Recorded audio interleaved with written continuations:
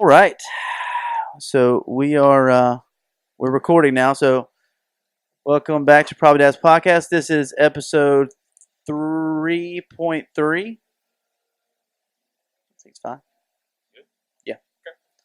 This is episode 3.3. I say 3.3 because we recorded the third episode 2 times before this, and it didn't work actually. So I'm actually even going to do a backup right now. And we have a special guest today, as you can see. You've got, obviously, Evan here, and then his brother-in-law, Ryan. Evan, you want to bring that in? You remind me of my father. I hated my father. You tell me, who is your daddy? I am your father. And thankfully, some dads took action. Basically, what do they want for Father's Day? For the media to stop portraying dads as buffoons. Yeah. Ryan, you want to introduce yourself real quick? Evan's brother-in-law, Ryan. Not really anything significant other than that. What do you need to know? What do you want to know? Not much. Ryan Harvey. So you're from Hurley, Mississippi. Originally, yeah. Originally? Petal, Mississippi now. Petal, Mississippi. All right. Thanks for using my last name. Give us a background professionally. Where'd you come from? Where you at now? Where you headed? A little bit of everything.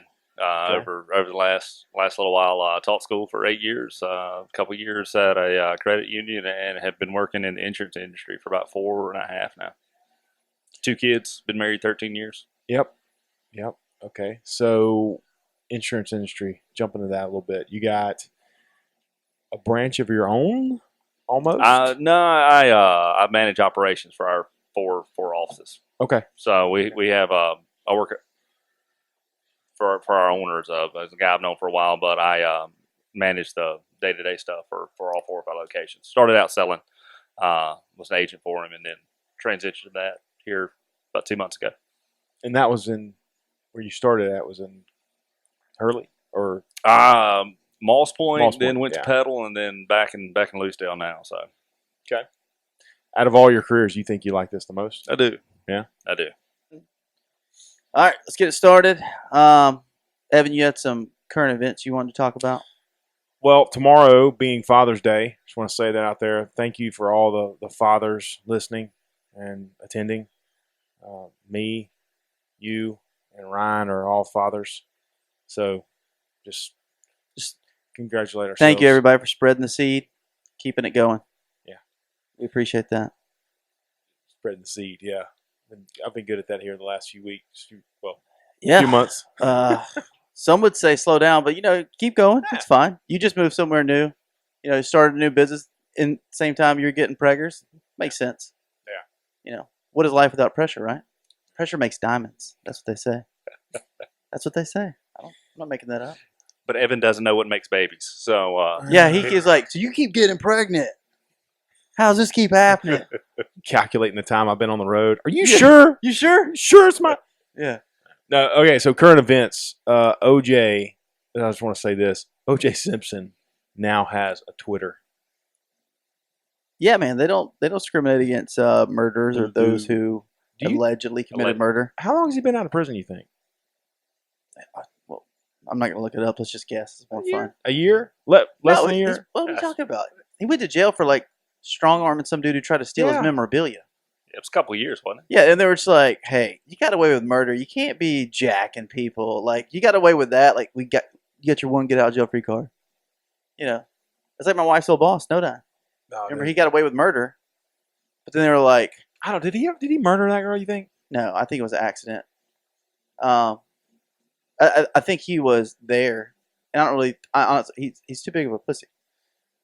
Truly.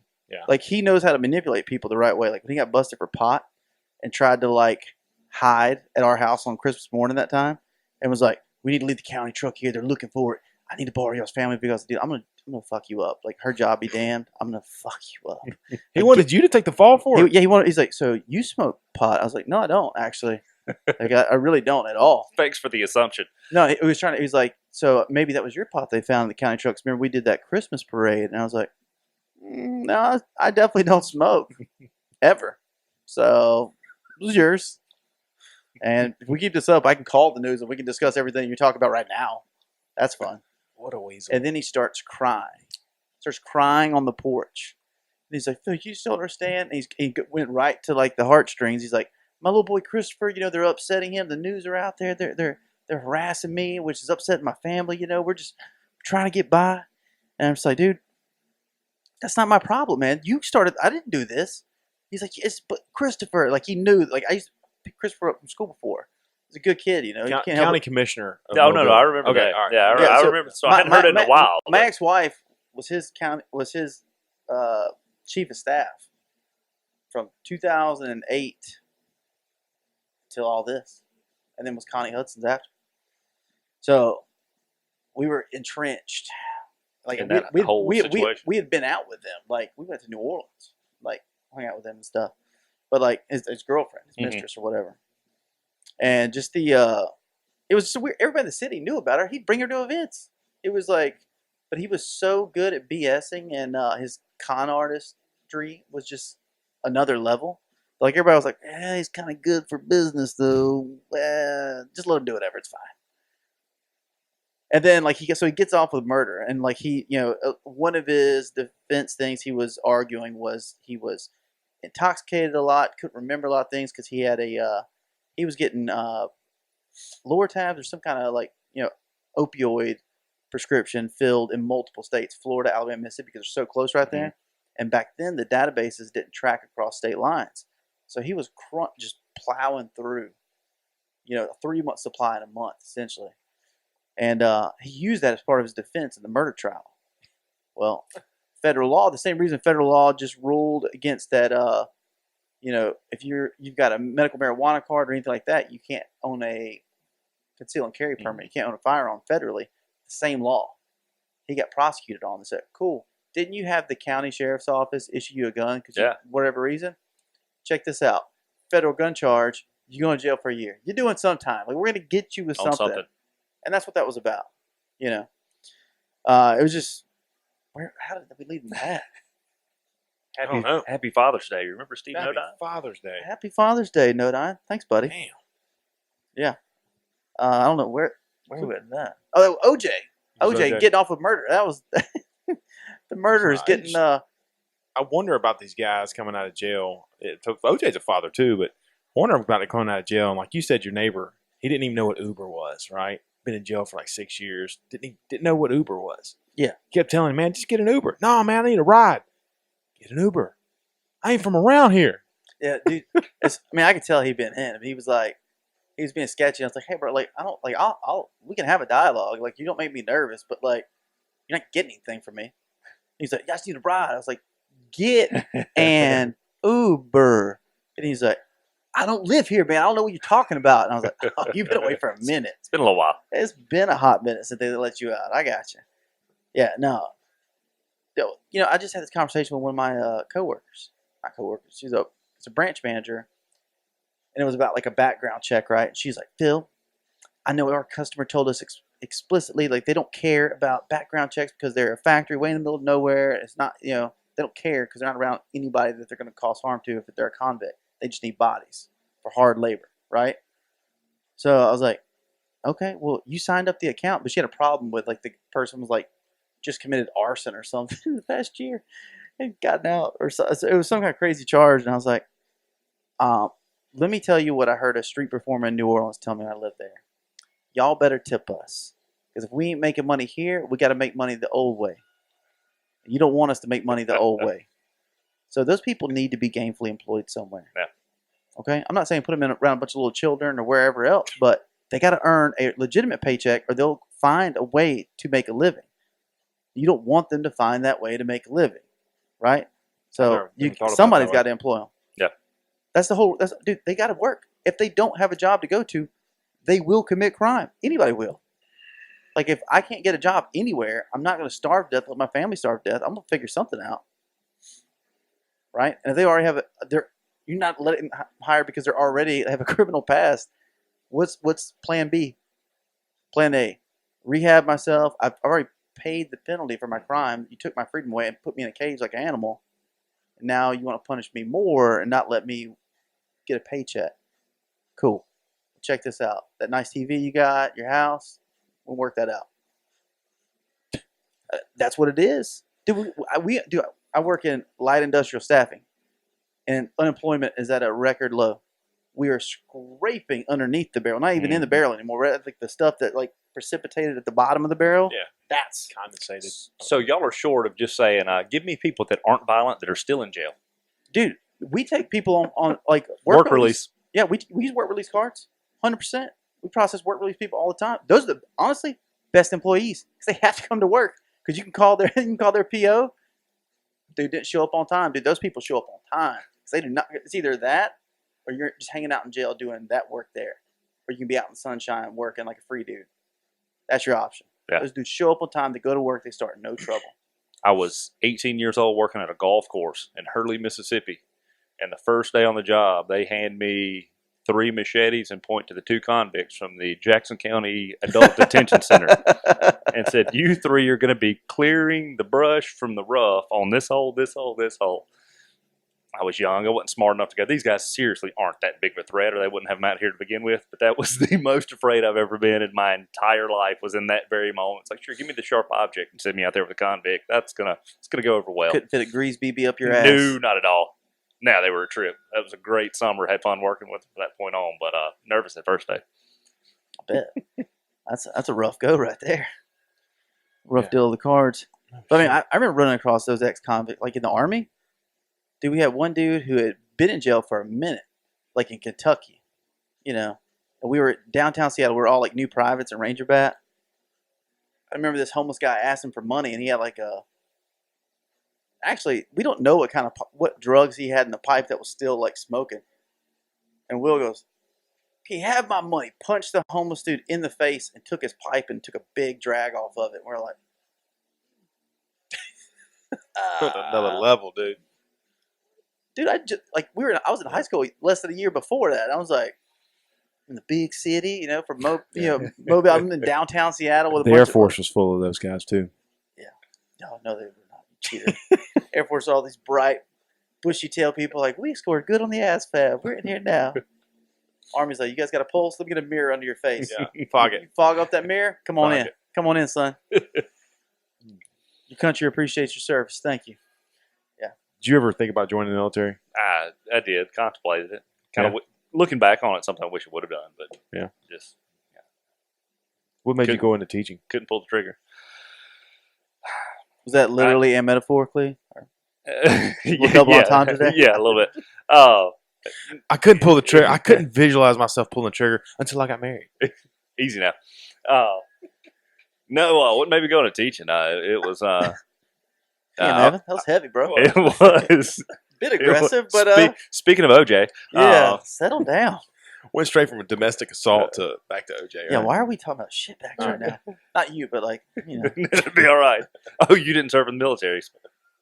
Yeah, way to throw people under the bus. No, I've always wondered for like the other perspective of it, just because after I got out, I was like, man, I missed all like this whole life behind me and going back to school and trying to figure all that out. It was one of those things that didn't have a whole lot of information. Didn't have a whole lot of information of the options that were available. I ended up having a guy come in from the National Guard with my seniors every year, and he'd do he called it career prep, and he did. He wasn't in there trying to recruit people. He was talking about the cost of college, how much you're going to pay for tuition, and in the last 5 minutes, he'd give his spiel about the National Guard, and we had that conversation all the time. I told him I wanted to keep coming back. I said because this isn't a conversation that anyone had with me, and may have been a different situation then. Just so you're not in such a financial situation coming out of school, especially if you're going to end up teaching for 8 years like I did, married to a teacher as well. It was fun. So meager. Yes, meager. Yeah, I did. I hear you. Well. That's what I told somebody. You just know going into it that you're either going to starve to death or you're going to have a job during the summer and during the rest of the holidays as well. So it is what it is. You know that going into it. It's not too bad. So you were a coach. What? I did not. Oh, you had that conversation earlier today? I did. Actually, I did. We drank it all at the pool party. 2 left for you two. We'll be thirsty after that. I'm good. I'm done. So you can have it. Throw me under the bus. He took his hand off the bottle like, you can have this one. Like, I'm done here. You can Fine, have it. fine, Phil.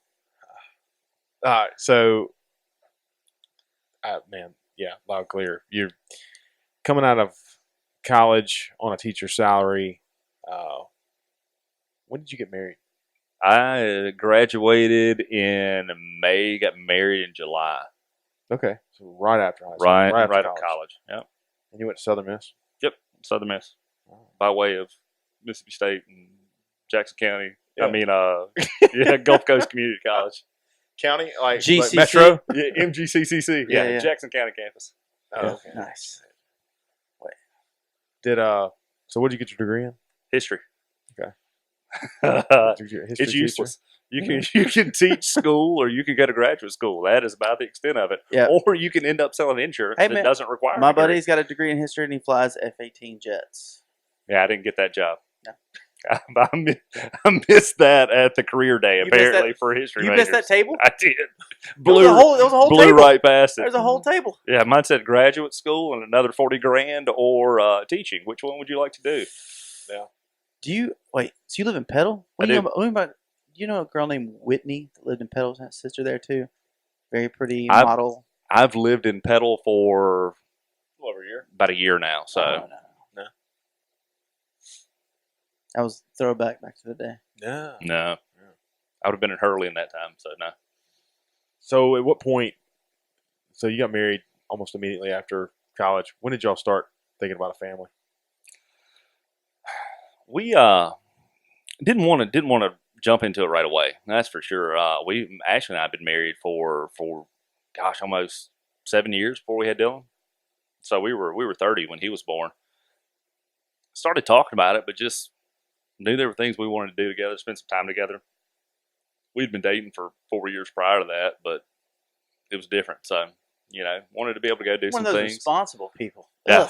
Ugh. So We'll back up. You had Eli I did. before that. We did. And that was about a year before we had Dylan. Okay. Well, had a little trouble getting pregnant and had my first son had a chromosomal disorder and passed away shortly after birth. And then we waited a little while after that, and then Dylan came along. So we were around 28 when we seriously started thinking about it. Just weren't ready yet. Yeah. I think Ashley was ready. I think it was more I wasn't quite ready. Once females get to, I got a theory about this. All right, after I got divorced and started figuring out dating and all this kind of stuff now, there's a certain group of women you may or may not want to avoid depending on what you want to do with your life. If you just came out of a tumultuous, relationship, marriage, the 27-year-olds to about 33 that are single, have not been married before, are savages. They have watched all their friends get married on social media, have babies, all these cute pictures, and they've been told their whole life that's what they're supposed to have and want.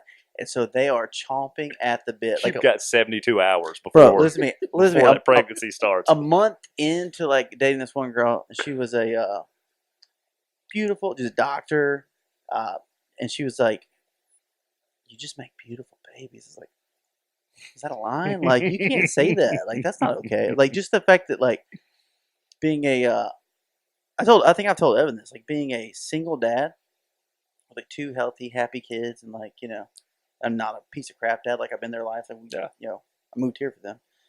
Just girls that are in that age range, which I tend to want to avoid necessarily because they're a little aggressive when it comes to that stuff. They're talking about your kids a whole lot. I can show you an exhibit right now. I just got a message from a girl "Oh, what are you and the kids up to for Father's Day? Something nice?" Settle, squirt gun, settle down. Those are mine. Don't talk about them. Yeah, what are you talking about? I've been single out for 7 years, right? I just recently split with somebody I dated for 9 months. Closest I ever came to another serious relationship. She never met my kids.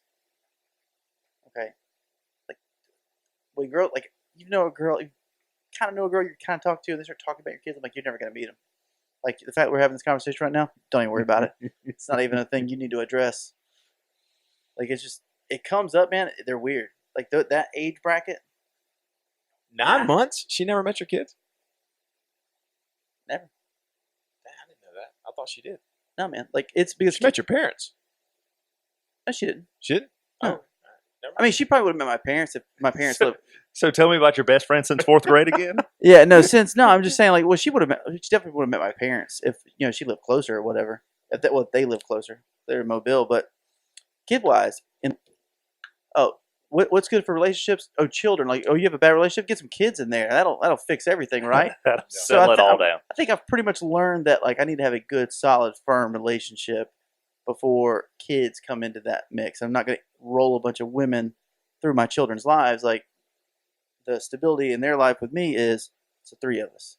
I'm not going to introduce another factor in there unless I know it's serious. Yeah. We're ready to move in. Like, I'm probably going to throw a ring on it soon. Like that's when the kids will meet like another woman. Until that, no. Three of us.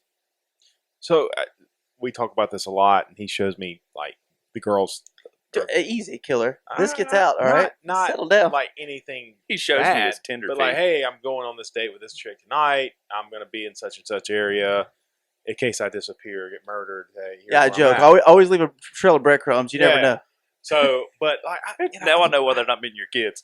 If you're worried about your safety, I've only I always been, worry about my safety, man. You never know. I've only been off the market for 6 years, and the dating game has changed Bro, so. It's so different. I mean, just almost. disclaimer, Courtney, he's not investigating No. the dating It's a scene. nightmare. Trust me. But yeah, it's like It is a man, nightmare. You don't even, there's no talking to people anymore. No. Like, it's I couldn't tell you where to meet somebody. If I had to start all over, couldn't even begin here's to the tell thing, you like- where. strip clubs. Yeah, no. Yeah. And bring them straight home to your kids.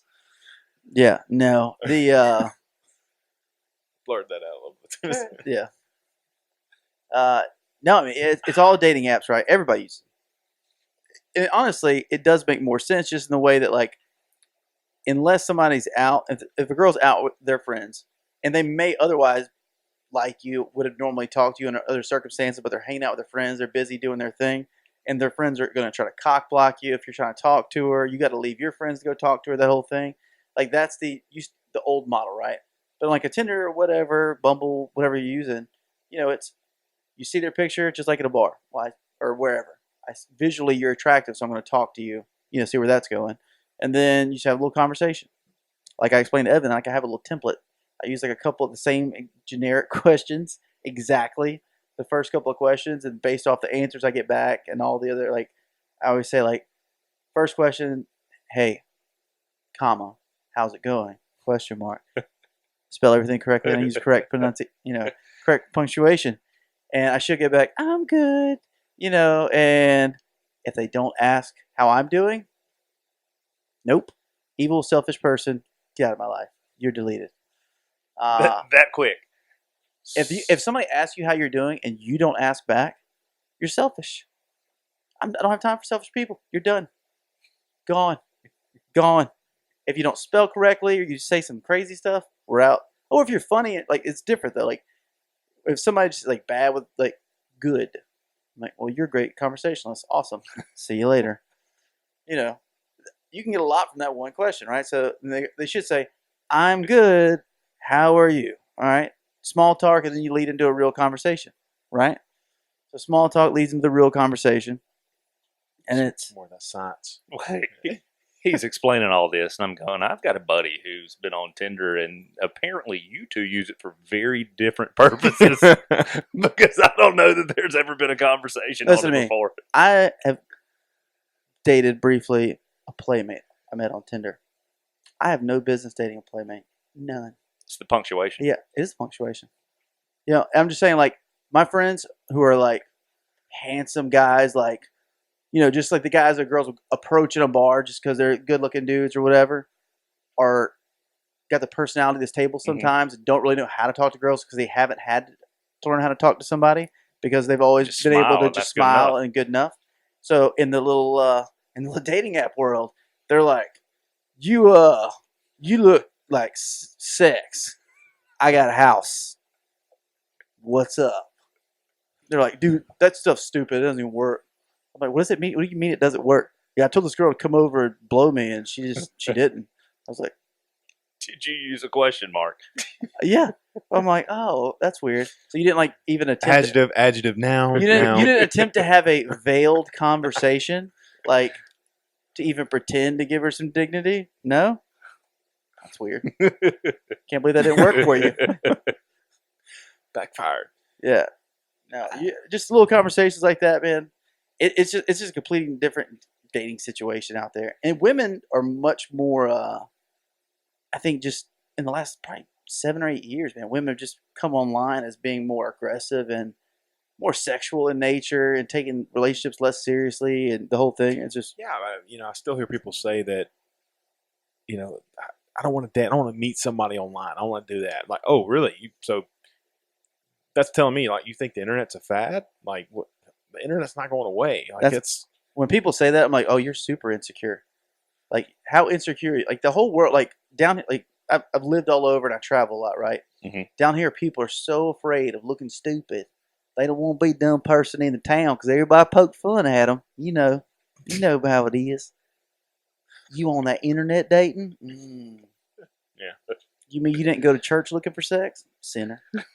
Like what's that's the truth. It's 100% the truth. I'm like, what are you talking about? So you're either going to bars, like, okay, where are your other social situations now that you're an adult? You're not in school anymore. Where are you going to run into people? You're going to sleep with a coworker? Well, you get fired or ruin something there. That's good call.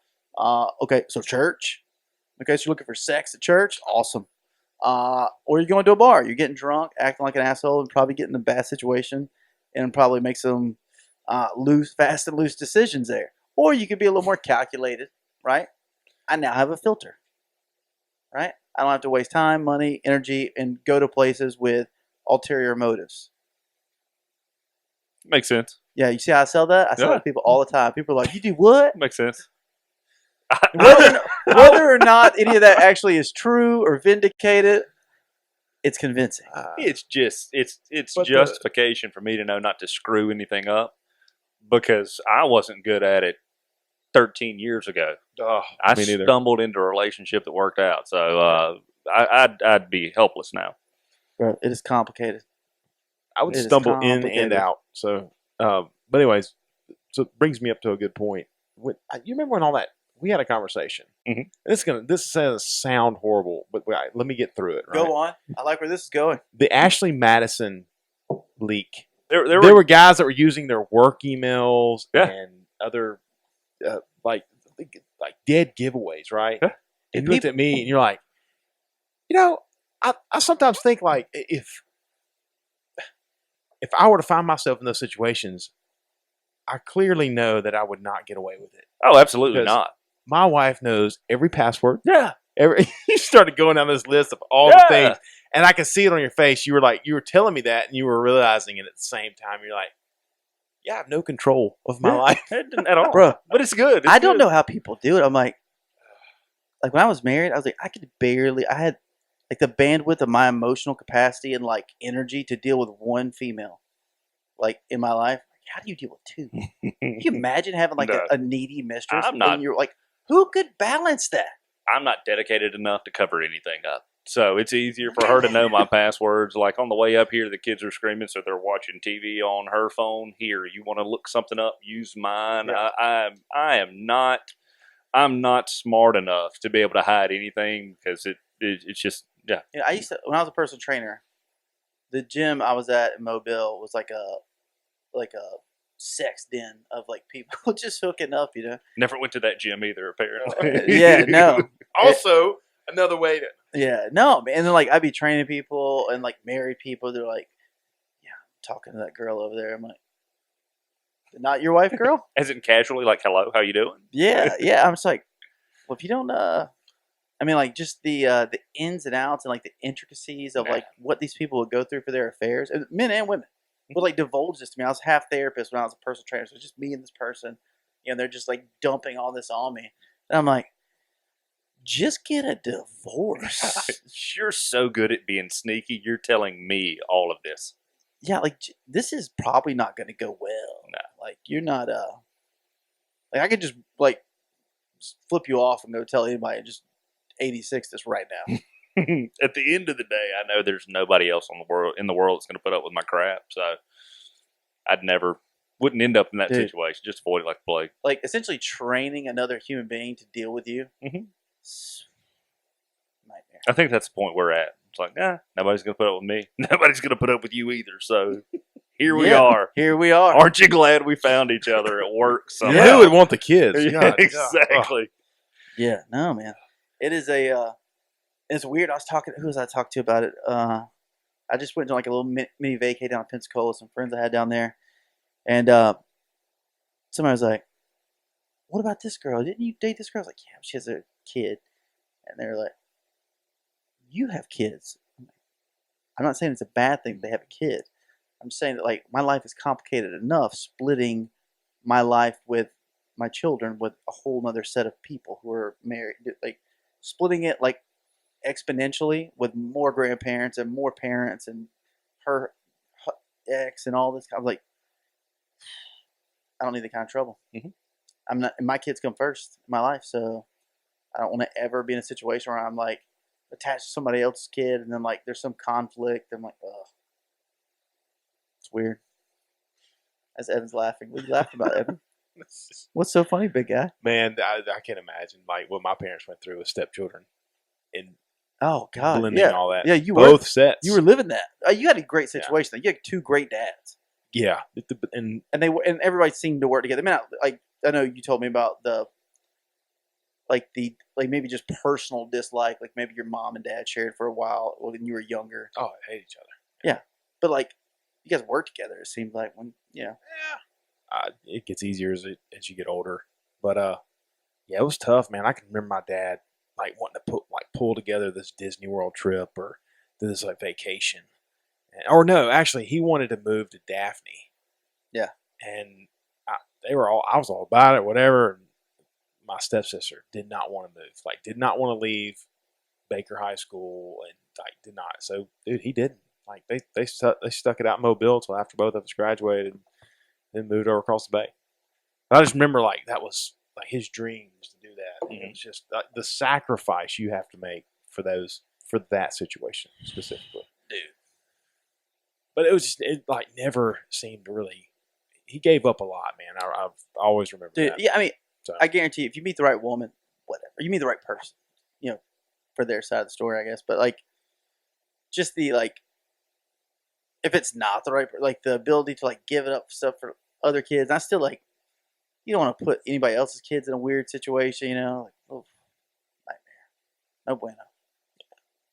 So, with all that said, in that age range, you want to stick to about 24 to 27, postgraduate, maybe working on their doctorate. So you can have a conversation with them. You can have a conversation, and they're not even looking for anything super serious. Generally, right out of the gate, they're like, "I'm out here having a good time, still finding themselves. Beautiful, wonderful situation." Because they're not super jaded yet. They're not trying to settle down. They're trying to establish themselves in the world. Perfect. Or the jaded older lady. It's like 30, 34 to like 39, just like in the gym, getting hard bodied up, showing all the dudes what they were missing out on. Like those ladies are salty and do not beat around the bush. 100%. You writing that down? Yeah. Got it. Evan knows. Evan laid the game plan for that one, by the way. He laid out the blueprint. We're all children, and Evan shows up with a grown-ass woman. And granted, you've looked like you were 40 since the 8th grade, so it made more sense. We can edit this out later. Courtney, no, I don't. Courtney, no, you dated her seriously. Who, Courtney? Yeah. Yeah, I got you. Christy. When we were 22? Yeah, she was 33. No. Yeah. No, dude, she was like 38. 33. I thought. Yeah. She told me. She looked better than the 20-year-old, 22-year-old. She was. Yeah, she was 33. She had a 13-year-old. She had him when she was 20. Was she 33? Yep. When we first started dating, yeah. And then we were off and on for about 4 or 5 years, but not like serious. Dude, the rest of us were like, what? How have I never heard this? Dude, we were all like, "What is it? shady past. I guess ex-girlfriend. Well, Courtney's not big on this story around the table. around dinner. No. It's not a big dinner table conversation. This Thanksgiving. So, Evan, tell me about the 33-year-old you dated when you were 20. That thing was like she moved to Tuscaloosa the same time I did. Like when I got out of the military, she was from Monroeville. I was living in Destin, and I was down in Destin. Like, and she would come down for like the whole summer. She was a school teacher, and she would just come down for the summer and like stay the whole summer with me. And by the end of the summer, I was like, I just gotta go. Like, what? Yeah, I want my freedom.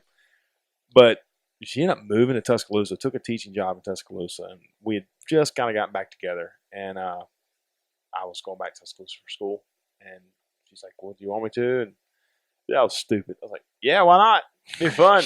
You're Be a good ride." Like, and she's looking like for something more than obviously. What? How old did you say she was, Evan? 33. What age did I say you had to beware of? Yeah. Bolo, be on the lookout. Be head on a swivel. They're coming for you. I'm telling you, they're coming for you. Yeah, and it was tough, man. Like I probably set up some false expectations on my end. In hindsight, it's partially my Hindsight, fault. when I but- told her I love you so much, please move in. That's a great idea. She maybe interpreted that a little more serious than what I intended. And then I would like date other people in Tuscaloosa, and like I would see her everywhere. Like it never failed. We'd be at Jason's Deli, and I would see her like, shit.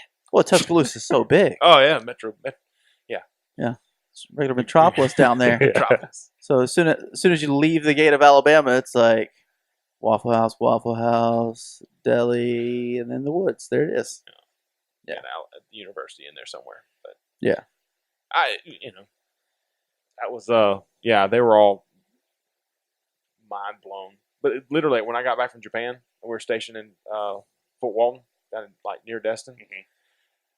Me and my buddy went out one night. We're like, I just want to go out and like talk to some American girls because like literally we've been in Japan for 2 years and Iraq for 11 months, but Japan like no real American women. And we went out and those were unfortunately he didn't get as lucky as I did. Like this other lady that he met, she was quite a bit older, and Talking about Shanker, we can edit that out later. the animal. But Guy's He a was an straight animal, dude. animal. He's Dude. an animal. oh yeah, big Jack dude, man, Dude. from Iowa. Like he ate pasty all the white. cornbread in Iowa, glowed in the dark, and could like rip Yeah. your like spine out. Like he was one of those wrestling like dudes who grew up on the farm just jacked, angry. man. There's no females around to get out testosterone out, so they just like had to wrestle the shit out of each other and just eat and lift stuff. It's like So he found like he met this lady the first night we went out. Her name was Patty, and yeah, Patty, nobody since 1970 has been named Patty. She had a 16-year-old Asian son, and like wanted to daddy up Immediately. Shanker immediately, and she would like come to my house looking for him. I'm like, he lives on base, like he is still in the dorms, like so.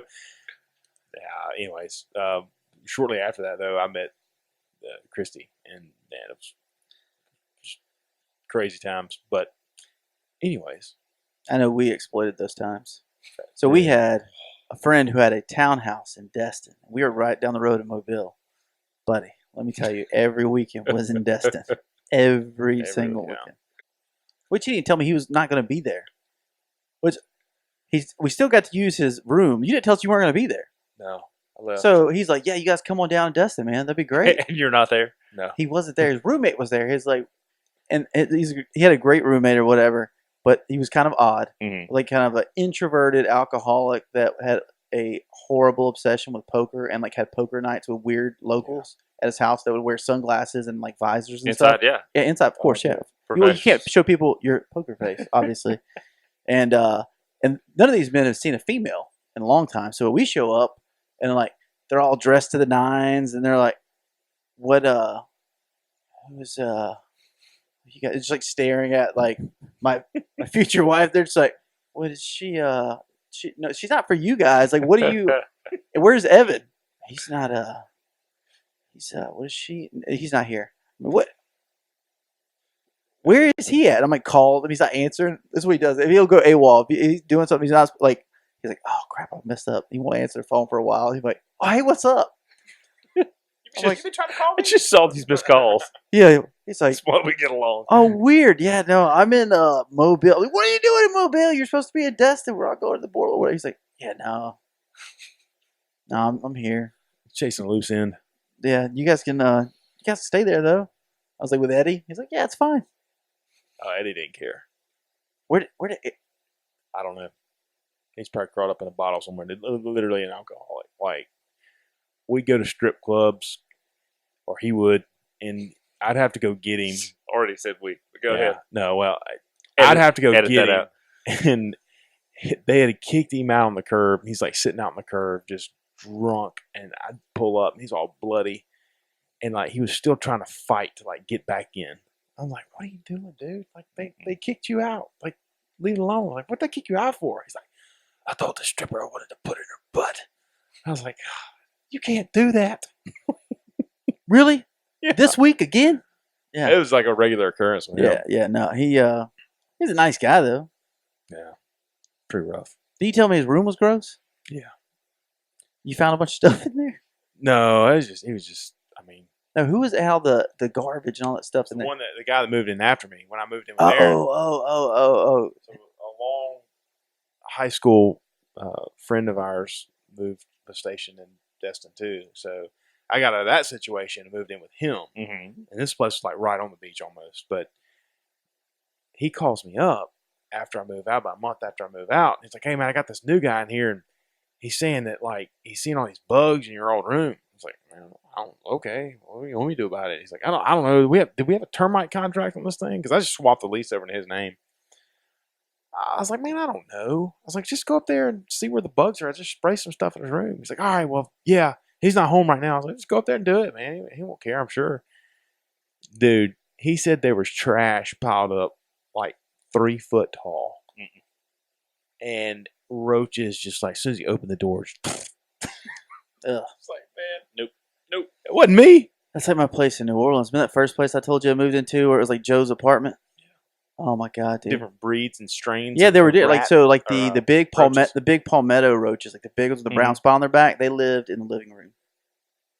They only lived in the living room. And the little German cockroaches, the little ones, lived under my dishwasher in the kitchen. I never used my kitchen. Like I couldn't eat in there. Like it was disgusting. How long did you stay there? So when I first moved to New Orleans, like I was like, I didn't know a soul in New Orleans. I had no connection there. It was the closest law school to Mobile, and my ex-wife was in Mobile, and we were dealing with all that. I just wanted to be close, and I'm just trying to find a place, and there's hardly nowhere available for rent, and the budget I was trying to keep, and everything. New Orleans is super expensive, and so like I find this place. And it seemed okay, like the first day I was there. And I was like, I saw like one like normal looking person like exiting. It didn't look the best. And I went in, it was kind of gross. She's like, oh, yeah, they're cleaner people, just hadn't been in here yet. And I was like, all right, whatever. And I go in. When I start moving in, dude, the first day I show up there, it's mixed income. So you got like the Section 8 situation going on. And this dude, I realized like Nasty Nate lives 3 doors down in his... They're dealing drugs out of that apartment. Like this super jacked, like ex-NFL looking dude, and his like crazy, wild out drug son, and like this like she had both of her legs, but one leg didn't work, so she had like one crutch, and she's like, "All right, mate," and she's like coming out, and they kept Mardi Gras beads on our like locked doors, so the door wouldn't close all the way, so people would come get drugs. And so he's like, "That's a nice car you got out there," and I was like. Yeah, it is. So I was making sure when I was pulling my guns into my house, he'd see them. I was like, "Do you ever go shooting?" I like to go shooting. You like to go shooting? You got any guns? He's like, "Nah." I was like, "All right, cool. Well, I'm just gonna put mine up." I was like making sure he knew. I was like, "I'll shoot you in the face. Do not steal my shit, please." And yeah, that guy was interesting. But the roach situation was real bad. And then my apartment flooded. I had like 1 inch of water for about a month there. I called everybody in New Orleans. I called that cared. They're like, "Does anybody get murdered? Anybody die?" I was like, "No." They're like, "Bro, this is New Orleans. Good luck with that." So I'd like take my shoes off every day in the month of June and like walk through the water. And then I sublet it in the summer because it was super expensive, right? I don't want to keep paying for it. Mm-hmm. And the girl called me crying towards the end of it, like in August. Crying. The girl I sublet to, Phil, oh my God, it's terrible. I was like, what's so terrible? The guy across the hall. I was like, what happened? Killed himself. I was like, oh, that's terrible. She's like, no. His mattress with the brains are out back. And so this place was so cheap and run by such a piece of crap landlord, right? So the guy had smoked himself across the way. He was like some weird dude. He wore Daisy Duke shorts and wore jelly sandals every day, and he was like bald. It was super weird. But apparently he killed himself over his bed, and he did it after the first of the month. So he sat there for a month. In August, his power got cut off. The guy above him was complaining about a smell. And in New Orleans, you got river rats the size of, like labs. So they figured a rat had gotten in the walls and died. And that happened in my house. After that one, it smells like hot garbage. You just have to wait for it, the smell to go, wait for it to rot, I guess. But no, man. So this dude had offed himself, and they had checked for rats and all stuff in the wall for the guy's apartment up top, and nobody could track the smell down. So a month goes by in the summer with no electricity going in that apartment, so no heater. So this body's decomposing in this apartment the whole time. And I guess rent came around, and old boy didn't pay. She went to go, and I was talking to the property manager who comes around all the properties about it. She told me she saw all the flies on the window, and she goes, oh no. She already knew. Apparently she gets some dead bodies. I don't know.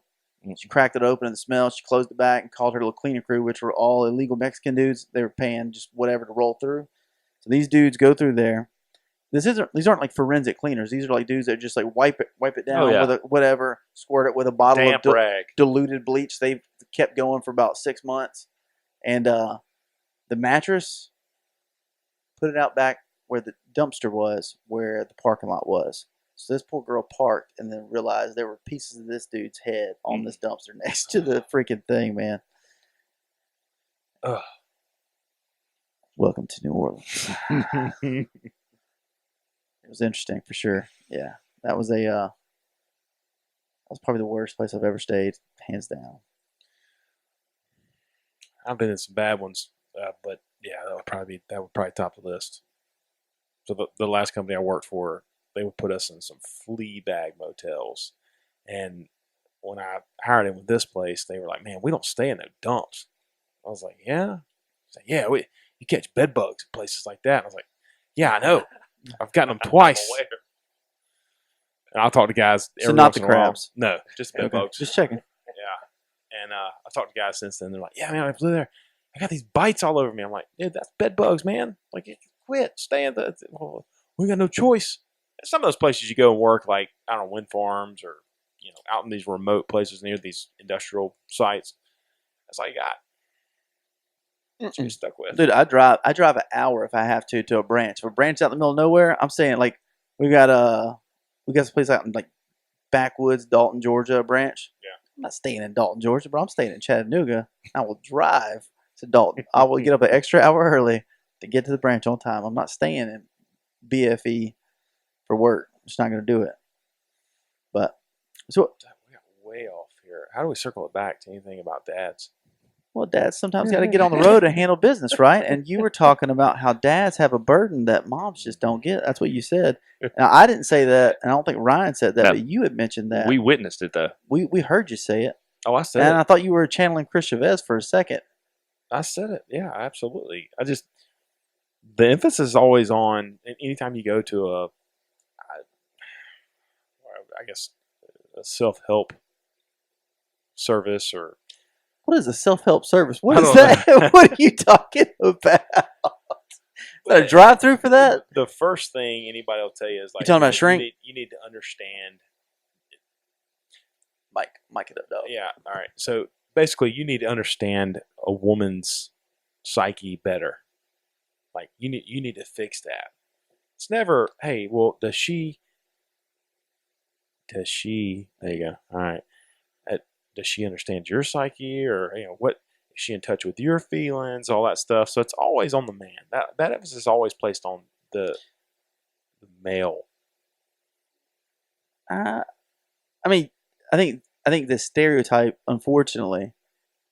Okay, so you know that you ever see that meme where like it's a guy and a girl in a bed and they're kind of facing separate, and it's like the So, I got it. Brian's taking a breather. We got a 70 pounds worth of 6-year-old that needs to be moved from one bed to the other. 70 lbs, a This 6-year-old. is real dad talk right Yeah, here. see that this is an example. This is a prime example of what we're talking about right here. There he goes. But I mean, honestly, when you think about it, is there's a lot of pressure put on a man to understand a woman, and I don't know necessarily that I ever hear it the opposite or vice versa. Well, in fairness, the whole men are dogs and women are cats kind of situation is kind of where that comes up. Like women are much more emotionally complex than we are.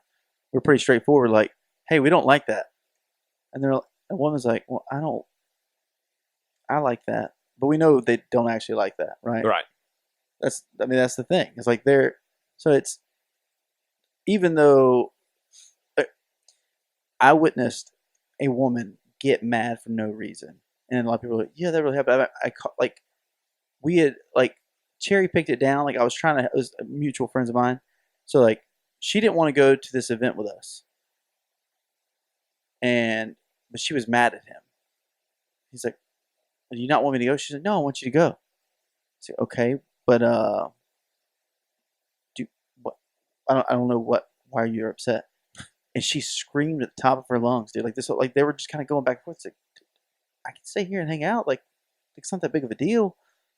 Do you want to come or do you want me to stay? Or like he's like, I'm game for anything, you know. And she's like, no, you should go. And he's like, but you don't want to go? And she's like, no. So okay, well I'll stay. No, you go. And he's like, why are you mad? And she just screamed in the driveway, this blood-curdling scream. I don't know why I'm mad, but I am. And I was just like, what just transpired? Like, I saw, like, her inner conflict that she could not even wrap her head around. How are you, as somebody else who's not in that brain, understand the brain that person can't understand? That doesn't make sense. That's not fair for a man to be expected to understand a brain that person operating that brain doesn't know what's going on in it either. Like when somebody gets mad, like it's not that we need to understand it. I think the issue is we need to be more understanding is what you're shooting for. I don't need to know why you're doing whatever. I just need to be okay with what you're doing. That's the only way to get around it. You're never going to figure out what that person's thinking. No. Yeah. You know what I'm saying? You're going to figure that out, but it should be, okay, love you, respect you. So if you think that's what you got to do, all right. Well, I think that's where you get to in marriage too. I mean, that's how you have peace in marriage. You could probably do that with your kids. Apply that same principle. Oh man, we talked about that on one of the other podcasts. I was, I've really had to dig in and just kind of be more understanding with them, and like somebody feels, if they are upset about something, to not like, if I can't rationalize it, doesn't mean they're not upset. They're upset. Okay, you're upset. All right. What's wrong? Okay. You just want to be upset right now? Or do you want to like try to fix it? What do you want to do? You want to cry for a bit? Fine. Do it. Get it out. Let it out. Yeah, get it out. That's the thing. Because like, I used to want to fix it. Like, what's wrong? If there's nothing wrong, you don't get to cry. Like that used to. I just didn't make sense in my brain. I was like, what? So you can't articulate why you're upset. You don't get to cry. Like, if you have no reason to be upset, there's no crying. No crying in baseball. There's no crying in baseball. Listen to Tom Hanks. He knows. So that whole thing, but eventually it just kind of got to where I was like, cry it out. You're fine. But it's like easier said than done. Carried him down the steps was interesting. Y'all put him downstairs? Yeah. Oh, wow. Earlier I asked him, I said, Dylan, where are you going to sleep tonight? I'm going to sleep with Mom. I said, well, there's only room for 2 people in that bed. He goes, yeah, me and Mom. Yeah, she's everybody's favorite. At that house, shakes everyone's What favorite. about Dad? He's like, well, him and Reed can just figure it out. I'm the guy that says no to everything. Like, they just assume no matter what. It's like, go ask Papa. And Dylan's like, fine. And he just goes and leaves it alone because he knows what the answer is. It's my lot in life. So, Dude, you just go with became every dad on TV. oh, absolutely. Absolutely. Go ask your father. Shit, that's a no there. Exactly. All right. He doesn't. He literally will leave. He'll turn the opposite direction. I'm in the living room. They're in the kitchen. His Yeah. bedroom's the opposite direction. Yeah. Ashley will say, go ask Papa. And he turns and walks straight to his room. He doesn't even go to the living room. It's like, I know what's going Well, on you know here. what? That's good deductive logic. Oh, absolutely. He knows what's coming. He's like, Higher order thinking right there. yeah, it is. Proud of it. Good for you. Use my time elsewhere. I get to do Yeah. better things. There was some Lego stuff I need to work on. Yeah. Some structures I need to check out. By the way, did y'all get all that solved while I was gone so I didn't have to comment on any of No, that? no, we saved that, bro. Thanks. Appreciate it.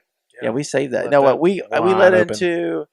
I told him about a situation where a friend of mine's fiance now had a moment when we were trying to do something where she couldn't articulate why she was mad, even though he was like essentially she was upset for no reason, and we caught a female in the act that admitted it. Mhm. She goes, "I don't know why I'm mad right now, but I'm mad." mad," and screamed it to the top of her lungs and was pissed as all get out. And there was nothing she could do. There was nothing he could do. She was just mad. And we're like, what? You don't know why? Like nothing's happened. You're just mad right now. He's getting the end of it, and that's what's happening. Once again, another reason I'm with my wife until one of the two of us dies is because she knew what she was getting to in the beginning. Because I'm it's going to sound horrible, but like I'm the least sympathetic person in the world. Like I don't get caught up in emotional stuff. I went to one of these management schools for the credit union, and they make you take those emotional intelligence tests. And like a bad score is like 12 and below. And I was like single digits, which I think those are loaded because just because I know the way I felt about things doesn't mean I'm going to respond that way. So there's an extra layer to that. I can fake the appropriate response. Yeah, those tests where like they're not blind enough, like Yeah. What is that personality test? The Higgs. The Higgs and Higgs, something like that. We had like a speaker come to one of our corporate events, and he had like a dumbed down version that was like 20 questions, and you're going to be one of these shapes, which is one of the personality profiles. Yeah. And I was just like, at the end of it, I was like, hey, what if you could just like pick what personality profile you want to by just answering questions whatever way you felt like it, because you could tell what questions assigned to what. Mm-hmm. He's like, well, I mean, I was like, I can't really do this objectively because I consciously know what each question is intended for me to do, and which one's matched up on the yeah. I was like, well, most people don't. I was like, dude, I'm not. Mm-hmm. You're divergent. Yeah, I'm not like on another plane of like intellect. Like your test sucks. But no, Ashley understands that and works with me on that. So that's good. No, that's what we said. That was the conclusion we came to try to rein that in to protect Evan. Mm-hmm. Yeah. Was that you can't understand the other person. You shouldn't be expected to understand their thought process, even because they don't know what's happening all the time. Mm-hmm. You should be just understanding. It may not be desirable, but it's like, I get it. It's fine. Do your thing. That's like I told my kids. I know what the right answer is here. I'm not sure why it's the right answer. Yeah. But here it is anyway. So like when my kids when I was a new dad, I think my 3-year-old daughter, you said she was very emotional. She'd cry about stuff like her shirt. She wanted to wear a certain kind of shirt. She'd cry in the morning. And I'm like, is anything hurting you? Has anything bad happened? You don't get to cry. Yeah. There are rules for crying. Mm-hmm. That is not one of them. And then I was like, and like now I'm just way more different with it. Just, all right, how you feeling? You cry it out. I don't care. Yeah. Like, that's what you're choosing to do right now. Get it in. Yeah. Struggle with that. Like it suck it up and deal. That's like the mantra for the house. And it works with my oldest. Like I can tell him that. It's like, that would be our thing. He'd be losing it because he gets upset and can express, same situation, can't express, but he gets mad and like wants to throw something or yell or hit somebody. Oh, yeah. Oh yeah. Oh yeah. Explain to my son not to hit. Exactly. Not to hit. And he gets fired up, and he can't tell you why. But you could look at him and be like, I need a big boy. It's like I'm gonna count to 3 and I'm a big boy here. Get it under control and talk to him. And you count to 3 and he shuts it off. He's good to go. Youngest one, not so much. Like he's more emotional. Yeah. But he'll get over it quicker. The oldest will hold a grudge for 6 months. The little one's good after about 30 seconds, but he's going to be the first one to throw something or hit or something along those lines. Dude, my son remembers everything. We'll be riding in the car and Leighton will try to get something. He's like, yeah, you remember like a month ago when you threw my eraser down in the trash can? So no, you don't get to see the iPad. There you go. I'm like, what? You gotta let that go, buddy. And he's like, no, Dad, she's mean. I was like, all right, kids are weird about that stuff. Anyway, it's interesting to see how their little personalities work out that way, being that different. Would you know they've been raised in the exact same environment with the same people? You're like, oh, it's nature, not nurture. Yeah, and I know where that nature stems from, but I'm not going to say it where it gets recorded. Go on. No, I'm good. Yeah, Evan, you seem like you wanted to say something about that. No. Yes, you did. I'll steer wheel clear that one. No, I guess what I was getting at, though, was to say that, man, I think we get the short end of the stick on that. I hear it so much, but at the same time, I'm not trying to have a pity party or anything here, but the pressures of what, and I'm not saying that women don't go through the same pressures, but the pressures that we have and that we put on ourselves to provide for our families. I don't think women will ever really understand that.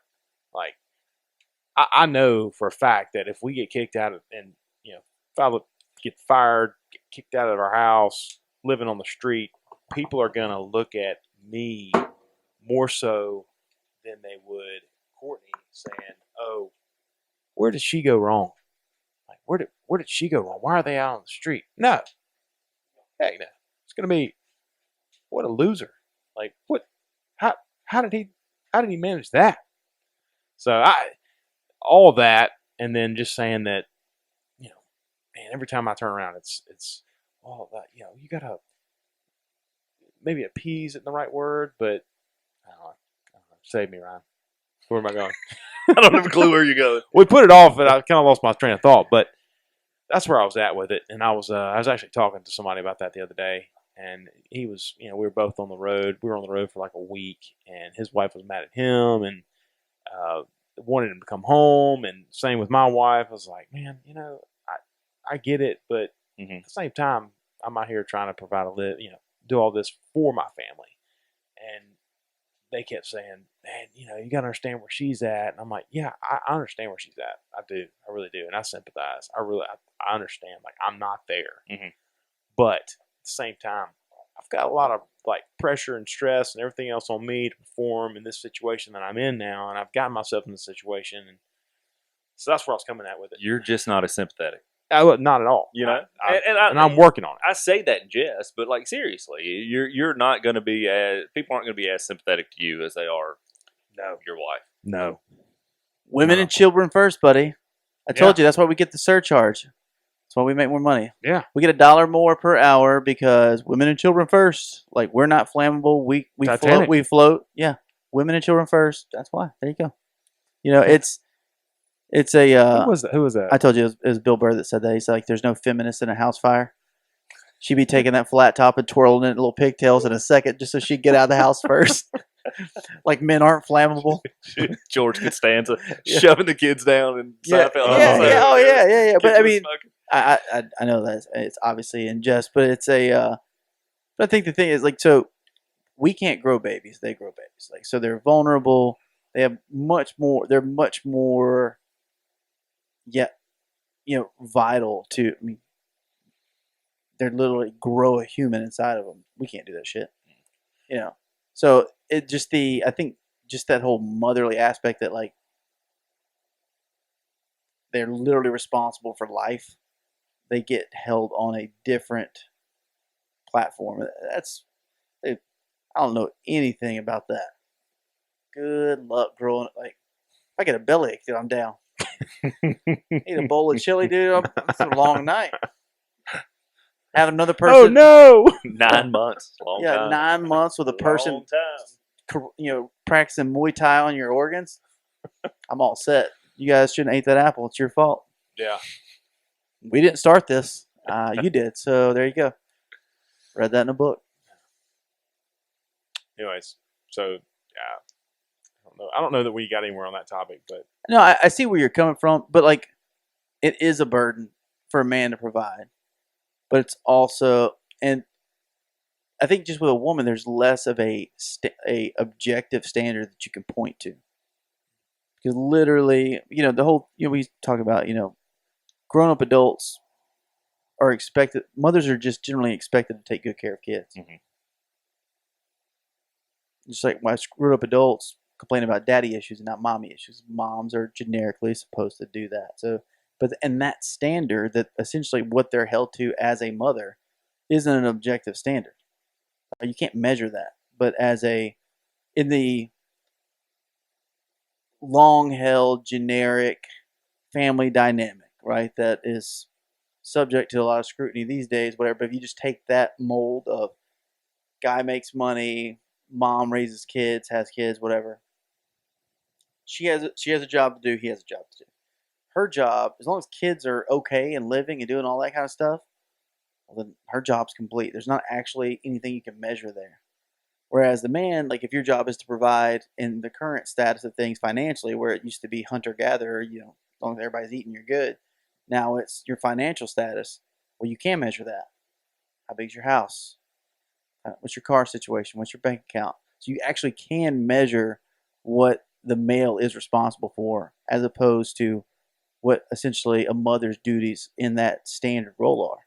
So I guess you can be held more accountable for that, right? So it's not a subjective thing. It's a subjective thing versus an objective thing. Whereas I can look at your bankroll and see how well the father's doing. Whereas the mother, like, well, kids are breathing, they're going to school, so. And if they're screwed up as adults, we're going to blame the dad anyways. He didn't hug them enough. He was out busy trying to work his ass off and trying to hit his quota. It's definitely it's complicated at best. Put it that way. Speaking of complicated, explain your father situation for me. This blew my mind. When I first met Ryan, I had no clue. But so your stepdad raised you for the most part of your life, for the better part of your life. He and my mom got married when I was 8. We lived with my grandparents for a long stretch of time. Yeah. So growing up very early on, that was my primary father figure, was my grandpa. That's the reason my kids call me Pop instead of Daddy. That's really who was there, kind of molding me when I was very young. I got a relationship with my biological father when I was 28. Thank my wife for that, because I'm not saying that like a negative thing, but she's the one who was curious, and she pushed it, like she sought got him you out. there. Yeah, she sought him out, and I actually went and met with him. We were listening to Zach Brown Band, driving down the road, and she like turns the radio down. She was like, "I've got something to say," and I was like, "We hadn't been married that long. Or I guess we had. You divorcing me? What are you saying?" Yeah. And they're singing. What I do? It took you this long? They're singing that. What I do? We don't have a lot of money. We don't have a lot of money. And I was like, "Are you getting a lot of debt or something? Like, did this song make you think of it? What's the deal?" And she told me, she was like, "I went and met with him. He wants to talk to you," and kind of went down there and got to meet my 3 little brothers, have a good relationship. They adore my kids. So yeah, that's cool, man. He had already. So how long was it? You were 28. Mm-hmm. So from the age of 8 to 28, you'd had another father figure in your life. So I was I was never without one. Right. It was we were with my grandparents. My stepdad was there. My uncle, who I actually lived with for 8 months when we moved to Hattiesburg. Yeah. We were more like brothers than anything else. We had lived under the same roof together, so it was. Yeah. And I think that kind of played into why there hadn't been an attempt to seek that out, because it wasn't a situation where my mom was working 3 jobs. I didn't have a male in my life, and Yeah, you had a strong male figure the whole time. Like, you were never without that kind of guidance and person. So yeah, that kind of led us to that point. But did that happen to Nick? Come on, Big Nick. Mm-hmm. Bedford. Yeah. Yeah. I didn't mean to say his last name, but So, all right, well, when you actually got to meet him, though, what was that like? I mean, it was I don't know. I mean, Well, you already told me you're not emotional. Or I'm not, and it was more like going in for an interview or a business meeting. Like, it's like it really was. Did you ask him for a resume? I'm gonna need to see your Go ahead and references. see your resume, sir, and your credit score to see all of it. But no, we sat down and had a conversation just about kind of, not a whole lot. That's what, and that was the conversation we had. Like, I'm not here looking for answers to questions from the past. That's gone. Over and done. I'm not. Once again, I'm not that emotional. I tell my wife all the time, I'm dead on the inside. Like, I really am. As a man should be. That's been going on for fine. a long time. But I'm not here looking for answers or reasons why. Just what you got. That sounded wrong. But show me the money. Nah, that's not it at all. But I've got a relationship with my 3 little brothers now that I wouldn't have, and it's been I think great. that's the positive side you get out of these like kind of connections like that. Yeah. What was his like? Is he emotional or is he? Oh no. Okay, so he's kind of the same. Yeah, similar. Okay, similar. So probably 2 similar reactions across the table there. But what about your brothers when you met them and they figured out about you? Did they figure you out? Like, they know about you the whole time, or no. Right. That was my big question, was because that's what I was an only child, so I was 13. Then my mom had 2 little sisters. I'd always wanted a little brother, and that was that got to me later on down the road. It was like, man, there's these kids I don't know, but whatever. But that was really the thing I was the most curious about. And he says, I want you to meet the boys, but let me tell them first. And the oldest, Corley, who is he's very, very dry, completely lack of emotion there as well. So it's genetic. Oh, absolutely. Yeah. There you go. Absolutely. But he was around 8th grade or so. I was coaching freshman baseball, and 8th and 9th graders played, and we were going to get ready to start playing them rather soon. So it was good timing, I guess. He said, that's the one I'm nervous about. He said, the younger 2, they're going to be fine, great, more people in the family. He said, that's the one I'm nervous about. And he said, when he told him, he goes, well, where's he at? Is he coming down tonight? And they were like, no. And next day we went and hung out with him for about 4 or 5 hours. And it's been great ever since. Like I said, my kids have 2 more grandparents. Think the world of them.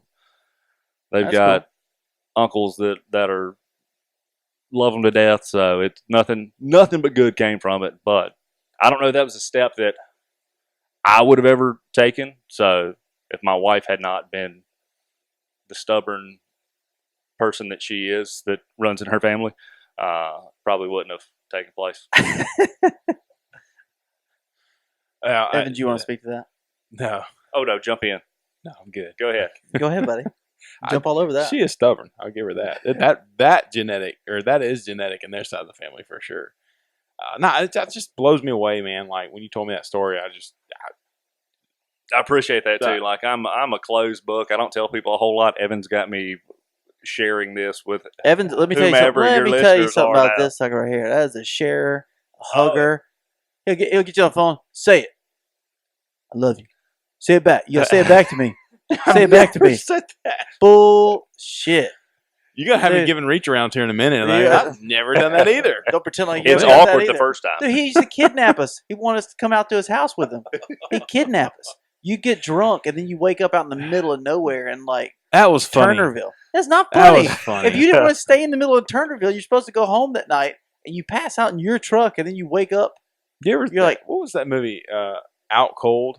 Where they where they spin the car? I would do that, and one time it actually backfired on me. So we're riding down the road, and we've got Phil in the passenger seat, passed out, and he's got the last beer in his lap, like holding it like this. Like, speaking of that, keep going. I'm grabbing my last beer. And I'm sitting there trying to reach it, and I told him I was taking him home, but I was just like, screw that. I'm not going to his house. We're just going to my house. And we live like way out, like an hour outside of town. So we're going down the dirt road, and it's like almost 10 miles of dirt road to get to our house. And there's these high embankments, and he's got the last beer, and I'm sitting there trying to reach it. And I, like, as I was leaning over, the wheel was gradually slipping over to the ditch. And dude, I called it just in time, but literally it started fishtailing, and I was like a pinball going between those two embankments. My brand new truck and everything. And I grabbed the beer and I got back over and I got back control of it in the road. And Phil kind of wakes up. He goes, "You okay?" I was like, "Yeah." No. Where's my beer? Where are we at? No. Let's get. I remember the fishtail thing a little bit. I'll never forget waking up to this. Evan is reaching for my lap, and I'm like, I'm pretty drunk. I'm like, what's happening? And then he's just grinding into the embankment. Like you didn't try to pull out of it. You were grinding your truck into it, just steady reaching for my beer. He's got like a hand on the wheel, and he's like reaching for my beer. And I was like, this is dirt. Dirt. And then you get the beer, you're like, oh yeah. And like you just pull out of it. The truck's wobbling. But we don't have to talk about how the rest of that story goes. So I won't get your mom mad at you. But yeah, no, sharing that, man, I'll share anything. So. Evan is a emotionally available individual. He had a lot of love growing up. And some of us who are more closed off, he can make it uncomfortable My for mantra is everybody's got a story. I don't want to hear yours. So, that we kind of bump heads on that. But yeah, Evan's like he's part of our family, though. I swear we're related somewhere down the line. So it's easier to talk to him than somebody. Evan's related to half of Southern Alabama, so you might be related. Everybody went to school with, like, yeah, my cousin. I was like, another one? It's Mississippi, so you can't. You guys didn't cross that line? There was a line, no. I don't know, actually. My grandmother's from Mississippi. There you go. She's I wouldn't doubt it, man. I can't remember. But half our football team was your cousins. Yeah, they are. I got responsible for your other half of cousins. The worst cousins he's got, the craziest ones, he's like, I don't know how they got linked up to me when I got back, but they get in trouble. Their mom will call me, Phil, you got to watch out for the boys now. I'm like, what? They're like a year younger than me. They're not like, we're like grown-ups now. Like, I don't have to watch out for they're them. Adults. I don't watch out for them. These are his cousins. Dude, crazy. I worked with their older brother. He's a lot older than us. The two young ones we hang out with. And we quote the older one a lot because he's a character. He helped us build this place whether he knows it or not. Oh, yeah. Taught me everything I know about carpentry. Self-proclaimed contractor. He's done every kind of contracting, by the way. I mean, and if there's anybody that could fake it till he makes it. That's it? Oh, yeah. He'll fake it. And if he fooled you for long enough to get started doing something, if you caught him later, he'd be like, ha, this is your fault. You should have never let me out here. He did that. Yeah, I know. Like, literally, they were so in Mobile on the other side of the causeway. They dig out these big retention ponds, and that's where I don't know what they put in them. I don't know what it is, but it's like probably some past sins out there or something. But this guy hired him, and he was just out there like being a rigger or an oiler or something. I don't know, on this crane, and they all went to lunch, and he kept telling the guy, he's like, "Man, I'm tired out there like digging and like doing manual labor. I want to run that crane." He's like, "I ain't ever putting you in that crane." So they all went to lunch one day, and he gets in the cab and starts running the crane, and it's got like this big drag line bucket on it. You sit out there and you bring it back and dig it out, and dude, he flipped the crane over, like flipped it over, just leaves, scared the snot out of him. He said, "Man, I was shaking. My knees were shaking, dude." He's like, "I couldn't even hardly stand up." He said, "They all came pulling back up from lunch." And the guy said, "Where's my crane?" And he looked over the hole, and it's like in the hole. He goes, "You're fired." He's like, "Get the hell out of here, all this stuff." He goes, "You can't fire me." He said, I want 6 months severance pay if you're going to fire me." He said, "Why would I give you 6 months severance pay?" He goes, "I should have never been in that crane anyway." He goes, "It's your fault." He goes, "I wasn't." He ended up getting like 3 or 4 months severance pay. Drew unemployment. I mean, just like I bet the guy was thinking like, "Oh my God, I'm paying him to shut him up." Yeah, That's what you're doing. Yeah. Dude, I was telling him, like when I got out of the Army, I was trying to find like a job, and I was just it kind of was like, tough in Mobile at that point. yeah. And Really I was tough. like, 2008, 2009. I was trying to figure stuff out. And I was like, and he was building his house. He was like contracting himself and was doing a lot of the work himself, and he needed extra hands. So Evan put me with him, and so I was like, I've never done carpentry work. I'm not an idiot, so I can measure wood just fine. I can do a tape measure just fine. Run a saw, and Clint, take a blade, dude. We say, Oh, yeah. That's how we built this thing right here, man. Measured up, didn't quite work out. Take a blade off it. Too long. Give me a blade. Give me a blade off that. We need one blade. So What did you say? Caulk and paint Yeah. make you the carpenter you ain't. yeah, like if stuff didn't match up right, like, don't worry about that. Caulk and paint, buddy. Caulk and paint make the carpenter you ain't. It'll hide anything. But he's like, I mean, he didn't want to pay for a dumpster. He didn't want to pay for a dumpster, right? And this is like February, so it's real dry in the winter in Mobile. And he had built a big burn pile. He had put out way in this field off from the house we built. We just framed in this big, beautiful house he was making. I forget how big a house, but it was a nice house. Yeah. We just framed everything in, decked everything in, all the extra wood and all the other stuff, which he wanted to burn it off because he didn't want to pay to have a dumpster come out there and haul it off, right? So he goes out there, and there's a burn ban in Mobile at this time. We ain't had rain in like 2 months, which is crazy for Mobile. So everything's dried up and just ready to be lit on fire. Literally a burn ban, which never happens in Mobile. And this dumbass lit this thing up.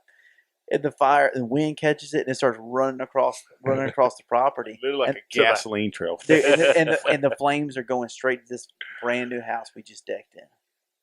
Like, which is all lumber at this point, just wood. And he's like, "It's going for the house, Phil." I was like, "Let me call the fire department." He's like, "No, you can't call them. They'll charge me $1,000 to come out here." No, I got this. He starts running his truck and trying to dig out rooster tails. Like mud ditches. He's running his truck through the fire. I'm like, there's like a gas tank. Yeah, and you're in the truck with him. Yeah. I'm like, stop. Stop. God, I'm gonna stop. We end up having to call the fire department, dude. Insane. And they're like, what are all these ruts? He's like, it's weird. I don't know how those got there. Strange how it's in the fire like that. Teenagers out here at night. Yeah, people out here at night shining, I guess. I don't know, man. It was weird. Yeah, that dude was a character. Still is. Yeah, he still is like that. But the two little ones, the youngest one, he's doing good. The other one's doing good. But like, they'd always get in fights and stuff. They just picked a fight with these cooks at the Waffle House one time. Wanted me to protect them. Threw their plates down. This shit is garbage. And they stand up and said, "We ain't paying for nothing." And the cook's like dropped the spatula. Said, "What'd you say to me?" He's like, you know, to the cooks. And they're like, "Phil, get up, Phil." I was like, "I'm not getting up. This is y'all." It's a scene from Urban Cowboy. Isn't it? I was like, my eggs are just fine. Somebody throws a burger in the Waffle House and it starts. Dude, I got in a food fight at the Waffle House in Pensacola. Straight up. How? Why? What? My buddy Brendan, when I say he got a history degree, flying his F-18, he did something to my food. I think he flicked something to me, and I was drunk. We had just left like Palafox Street. I don't know why I did it. I just took my hand, like scooped it in all my food, and just hooked it. Yeah, like highlight that game where they hooked those little balls. It was like that. All the gooey food on a Waffle House plate just thunk in his face. I think he smacked me with like one of those sandwiches they make for like breakfast sandwiches. I don't know. And then like a food fight just started at our table, like with point blank range, just smacking each other with food, slapping each other in the face with hash browns and stuff. Yeah. And then I was like, we finally stopped. And we're dripping in like Waffle House food and grease and eggs, and we just start laughing. And I was like, I can't get if you give me a mop, I'll get this. And they're like, no, we're just glad y'all didn't get to a fight. That was hilarious. We'll When you say y'all stopped and y'all were like laughing, it was like one of those Mentos commercials. Like, no, we're just like couldn't believe what we had just done. We're just like, that's when I was working as an attorney in a law firm. I just started and as a F-18 pilot, flight instructor, being real smooth adults. Yeah, real smooth adults there. I was like, we're the apex. We're the top of the game, buddy. We're top of our game right now. We're in our prime. Here we are. And the Waffle House, like, dude, you talk about good sports. They're like, nah, that was pretty funny. We got it. That's a tame night. I told him, I was like, give me a mop. We made the mess. We'll clean it up for sure. Let me get the mop. They're like, that was hilarious. That was best entertainment we had all night. Y'all were good. You're good. what happened? Whatever happened with that Waffle House story in Mobile? Oh, with all that? Chick I saw. Yeah. No, I don't have Sarah a Lane. clue. Is it Sarah Lane? Yeah. Sarah Yeah. Lane. You know what I'm talking about? I remember. Lady got remember. arrested, Yeah. Police brutality. I think they let it roll because they had a video of it of her like acting a fool. did you see what happened in Memphis? Mm-mm. They're rioting in Yeah. Memphis. They heard 30 sheriffs got injured, and the sheriffs aren't even the ones that killed the guy. And those U.S. Marshals. Those U.S. Marshals hunting down a criminal. Hunting down a Mm. criminal who was running from them. Struck 2 vehicles.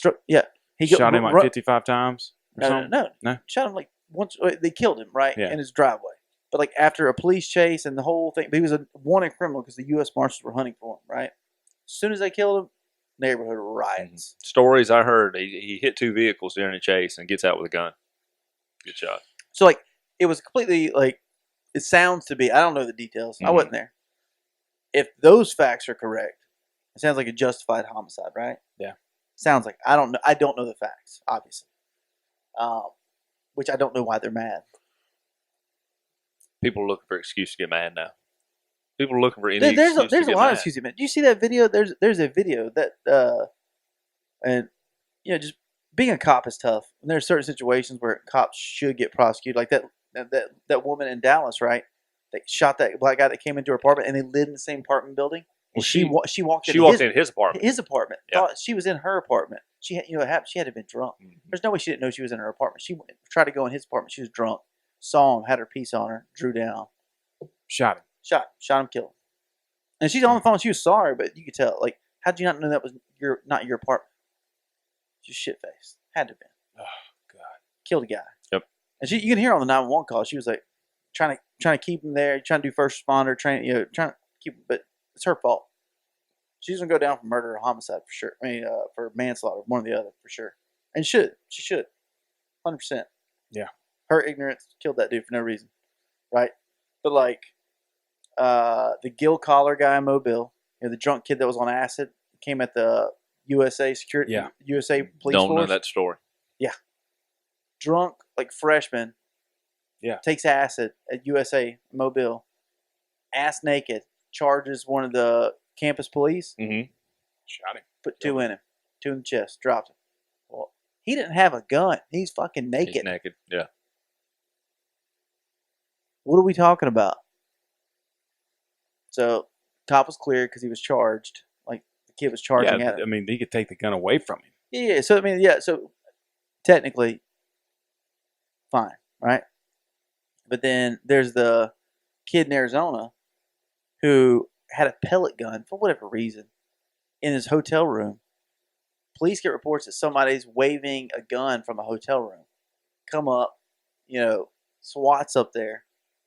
And from the body cam footage from the cop orders him to get on the ground and starts giving him conflicting orders. Put your hands up, or put your hands above your head, lay face down on the ground. He's doing it. He's like, now move towards me. And like, don't, telling him not to move. And then move towards him. And he's like crying. He's like sober, crying. And he's like, put your hands behind you. As soon as the guy goes to put his hands behind, following the cop's order, the cop just starts blasting him. With an M4. Not a job I'd want to do. Not a situation I would ever want to be in. Dude. But it is never a 100% one way or the other decision. Like, this is on body cam footage, right? That dude shit went down. He did not. Like, I was in the military. I was in a unit. I was a ranger in the Army. There's an ROE. If you feel threatened, like that, there was no threat in that situation.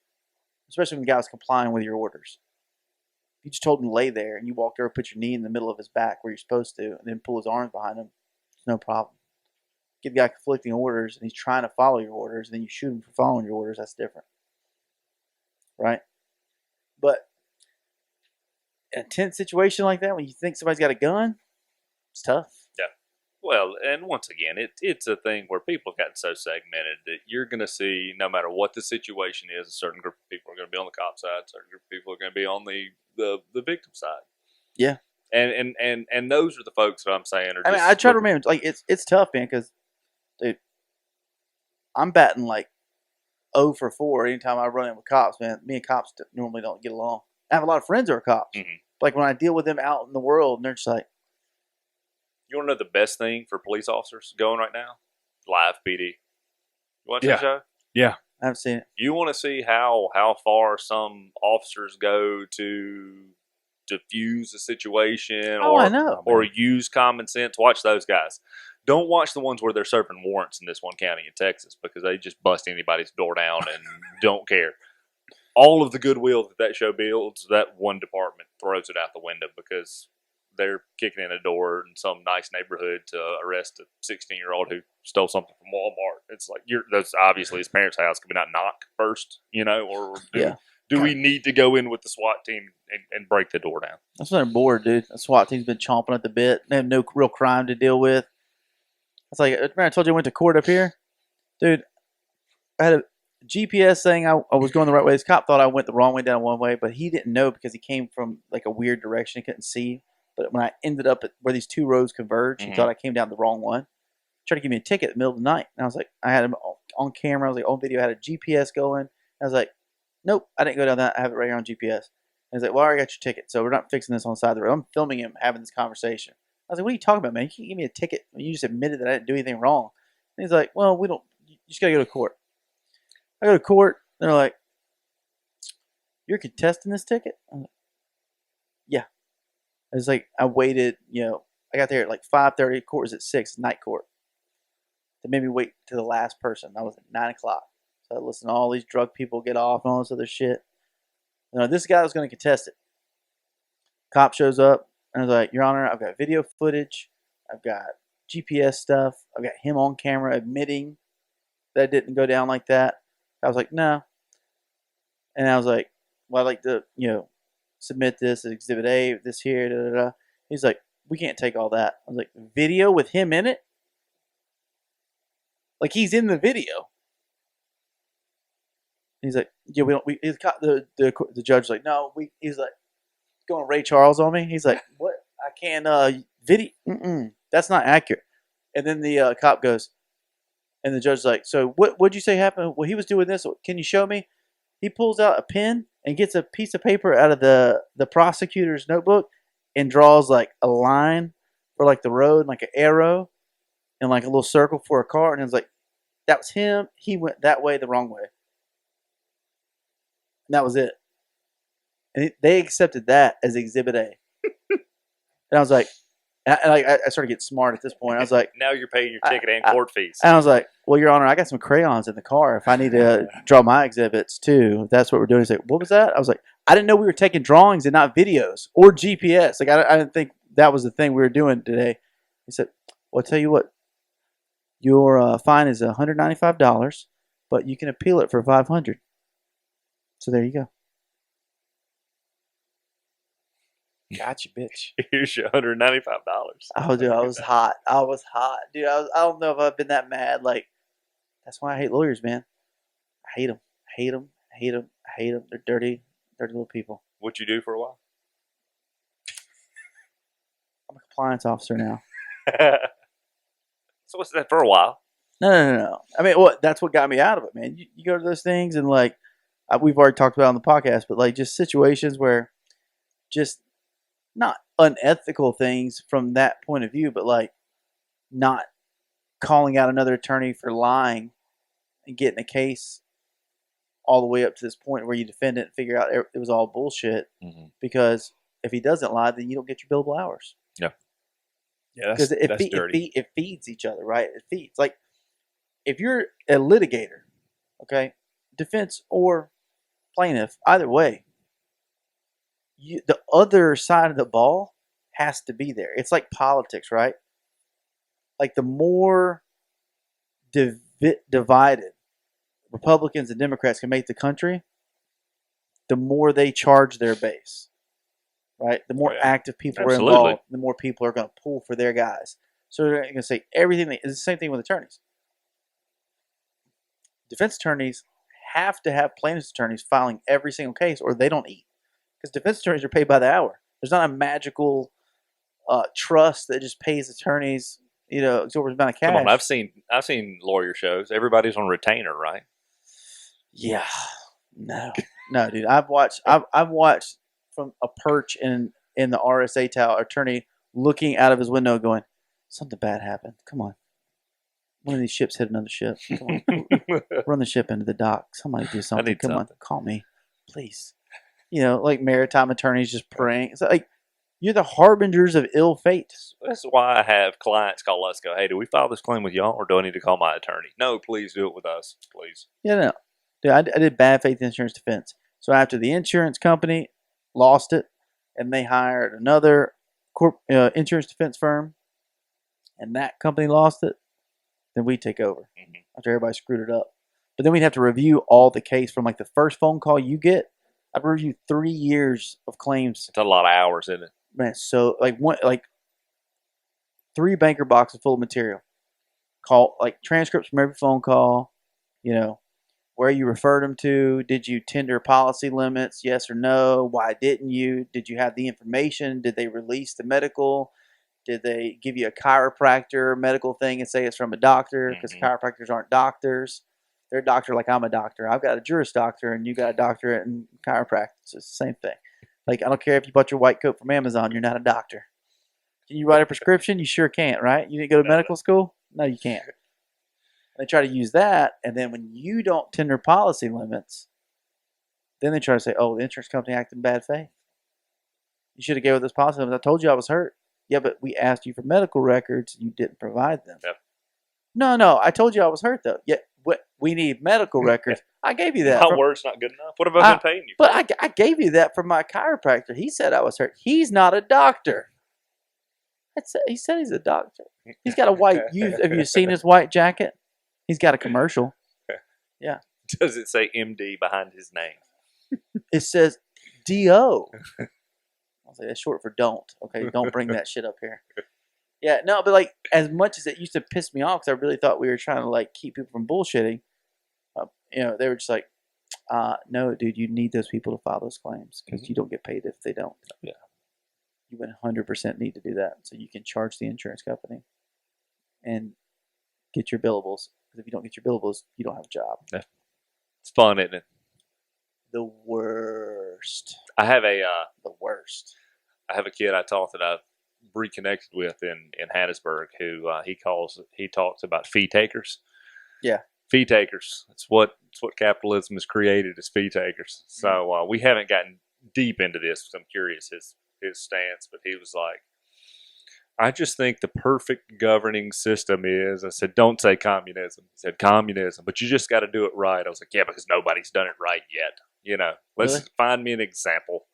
Oh, so it's never worked out for anybody, right? Because there's always an asshole that doesn't want to work. Exactly.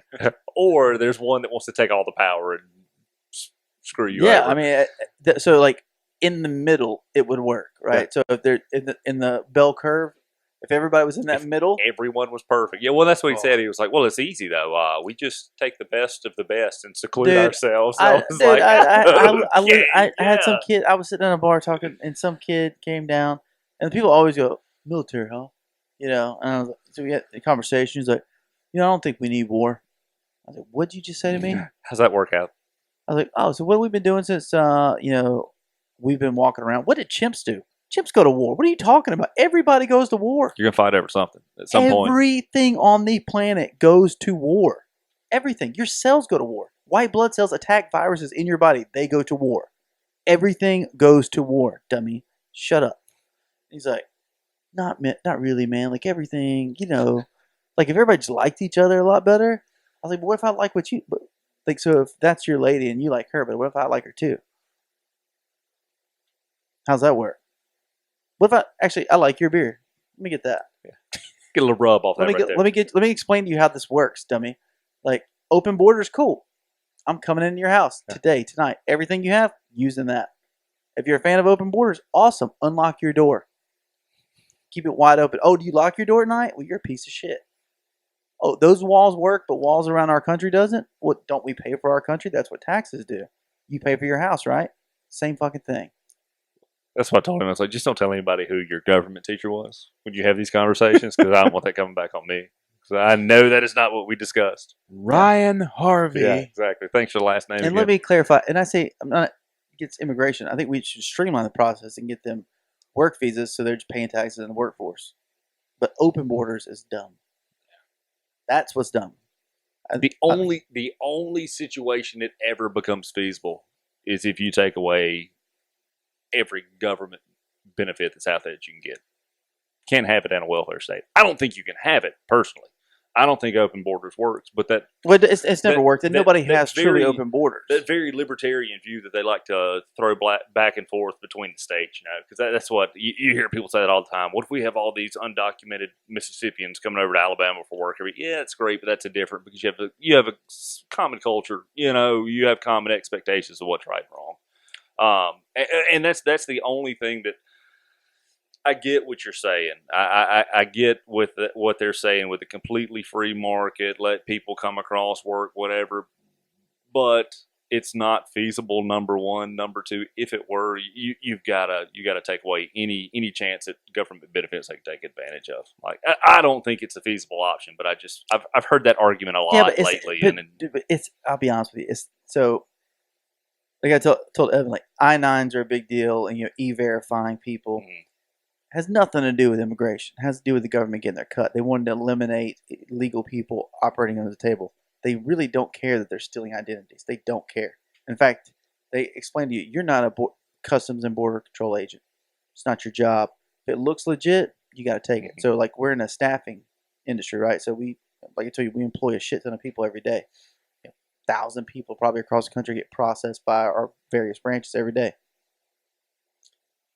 If a guy's been working for us for 5 years for one of our customers, but then shows up with a whole new set of documentation and said, hey, I need to get everything you put in this name. Yeah, that stuff I gave you before, fake. Yeah. No, here's my real stuff. I was just waiting on my visa to go through, so let me go ahead and do that. If you fire him for that, it's discrimination. You have to, under the law. The whole point is the government's like a drug dealer. As long as they get their cut, taxes, right? Yeah. That's all they care about. Well, nobody wants to stop it. If there's 3 politicians in Washington that may want to stop the immigration issue. The truth is, both sides want it. They just want it for different reasons. Yeah. One wants the votes. One wants the cheap labor. That's it. I got someone so hot at me one time on a beach. We were hanging out, drinking beer, and he inserted himself in a conversation I didn't invite him into, so I wasn't sure why he got upset. But that's what I told him. I was like, there's no difference in Republicans and Democrats. And I was talking about folks that are politicians. I said, the only difference is who they want to give your money to. That is it. That is the only difference, is what special interest group is backing them. Yeah. 9 times out of 10. He got fired up. I don't think that's right. So you're telling me there's nothing different between me and somebody in California? I said, no. I said, listen to the conversation. I'm talking about politicians. None of them care about you. They really don't. It's not you, buddy. So if you're in a river, right? Democrat is going to throw you all the rope and not hold the other end. So here you go. I love you. Here's all the rope you need. They're not going to hold the other end, so you can't save yourself. Republican puts it about 3 inches in the water. Says, come on, don't be lazy. Swim to the rope. Swim to it. You're still screwed either way. One looks like he doesn't care about you. One looks like he cares about you. Either way, the result is the same. Yep. You're going down. Right? That's it. They care about folks. Can you swim at this point or no? Is it no? You're a shitty swimmer. Yeah. No, they care. They care about the 435 of them. 535 of them. Live there. I think I think term limits would be the biggest game changer. I'm not a term limit person. We got them. They're built in. No, we don't have term limits. Not for Congress. They're built in. Don't be a moron and vote people out of office. You just say that to our country? Yes. Yeah. I'm sorry. Apparently, you haven't met our country. So, presidential speeches are written at a 5th grade reading level. Do you know that? Yes. 5th graders elect our people. Yeah, I would believe that. It's true. No, that's what I'm saying. It's true. I 100% believe that. And that's probably being generous, I would say. Okay? Do you think people are getting smarter or are they getting dumber? People believe whatever they see. How many times have you seen somebody who's like not real close with you, who like you keep up with as a friend because you keep up with people who are smart and like-minded, but people you're loosely acquainted with and maybe Facebook who get their news from bullshit.com. Oh, yeah. The devil's on the moon and Congress doesn't care. I told y'all. God. Like that shit. Like that's why term limits are necessary. Because if you got a real good orator, a guy who's compelling, y'all better keep voting me. They're going to come take your guns. Do you see? Stop on that. Have you seen this sign coming up I-65?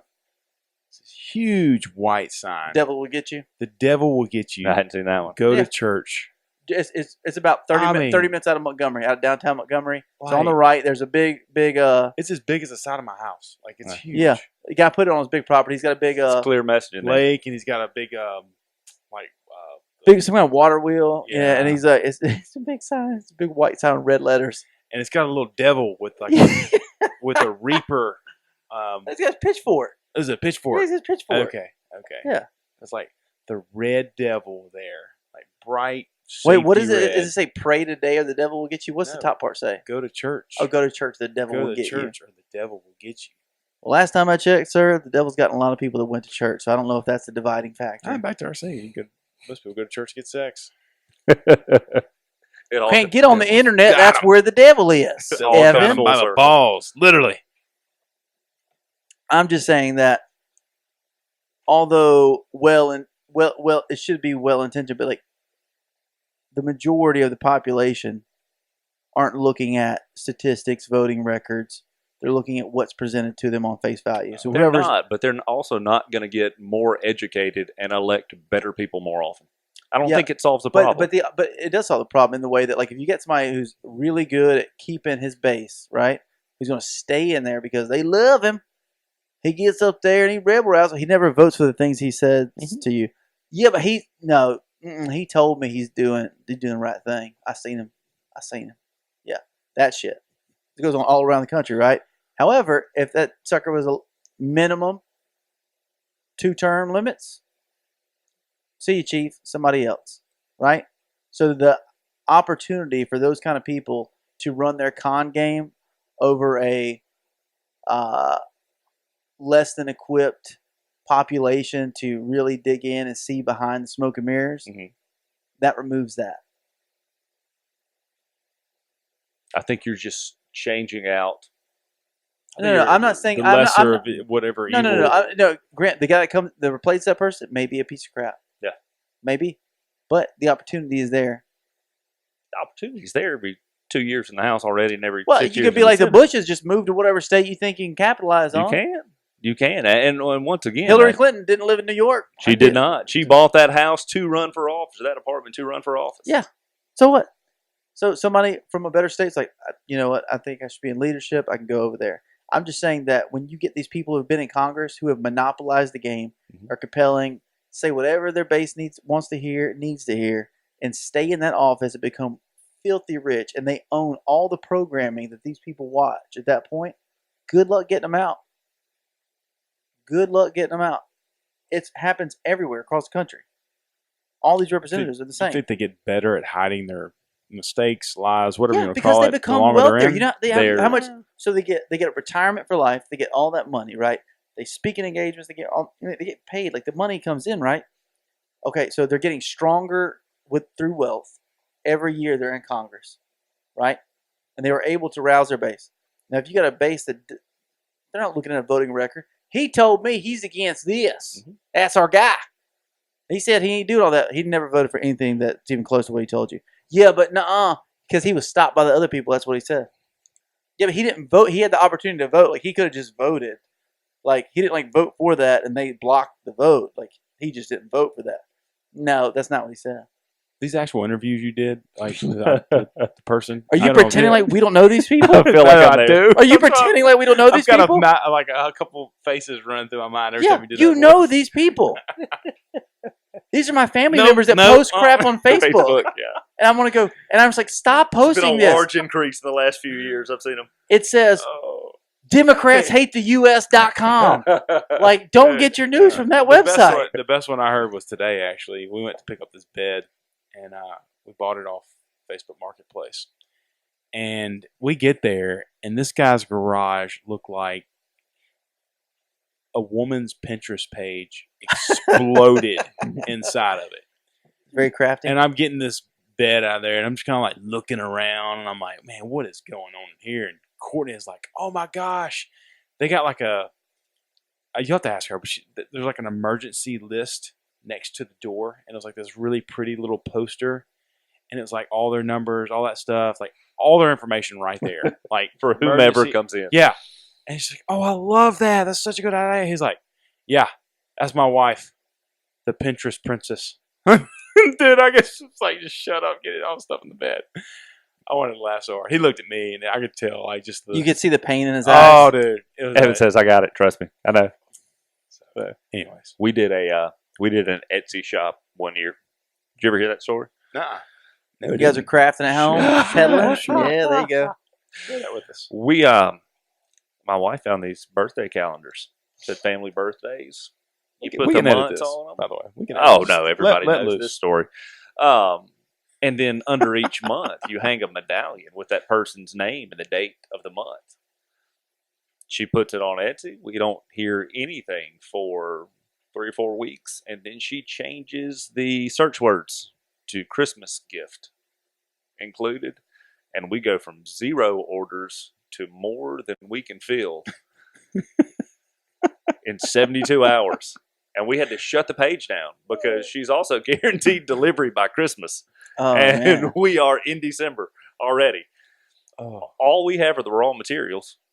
We're having to paint them or stain them the color of the customer's choice because we couldn't just say my one. God, dude. We're having to fill out the information on the tags, get them all set up, ready to go, Mod Podge them, the whole 9 yards. And to top it off, she's very pregnant, and the paint smell makes her sick. Is this something that runs in this whole family? You guys get Yeah. pregnant and start a business? What is wrong with y'all? So not only, Yes, it is. not only could she not help paint them, I couldn't paint them too close to the house. So I had to go freeze at the street. I'm sitting up till 3 a.m.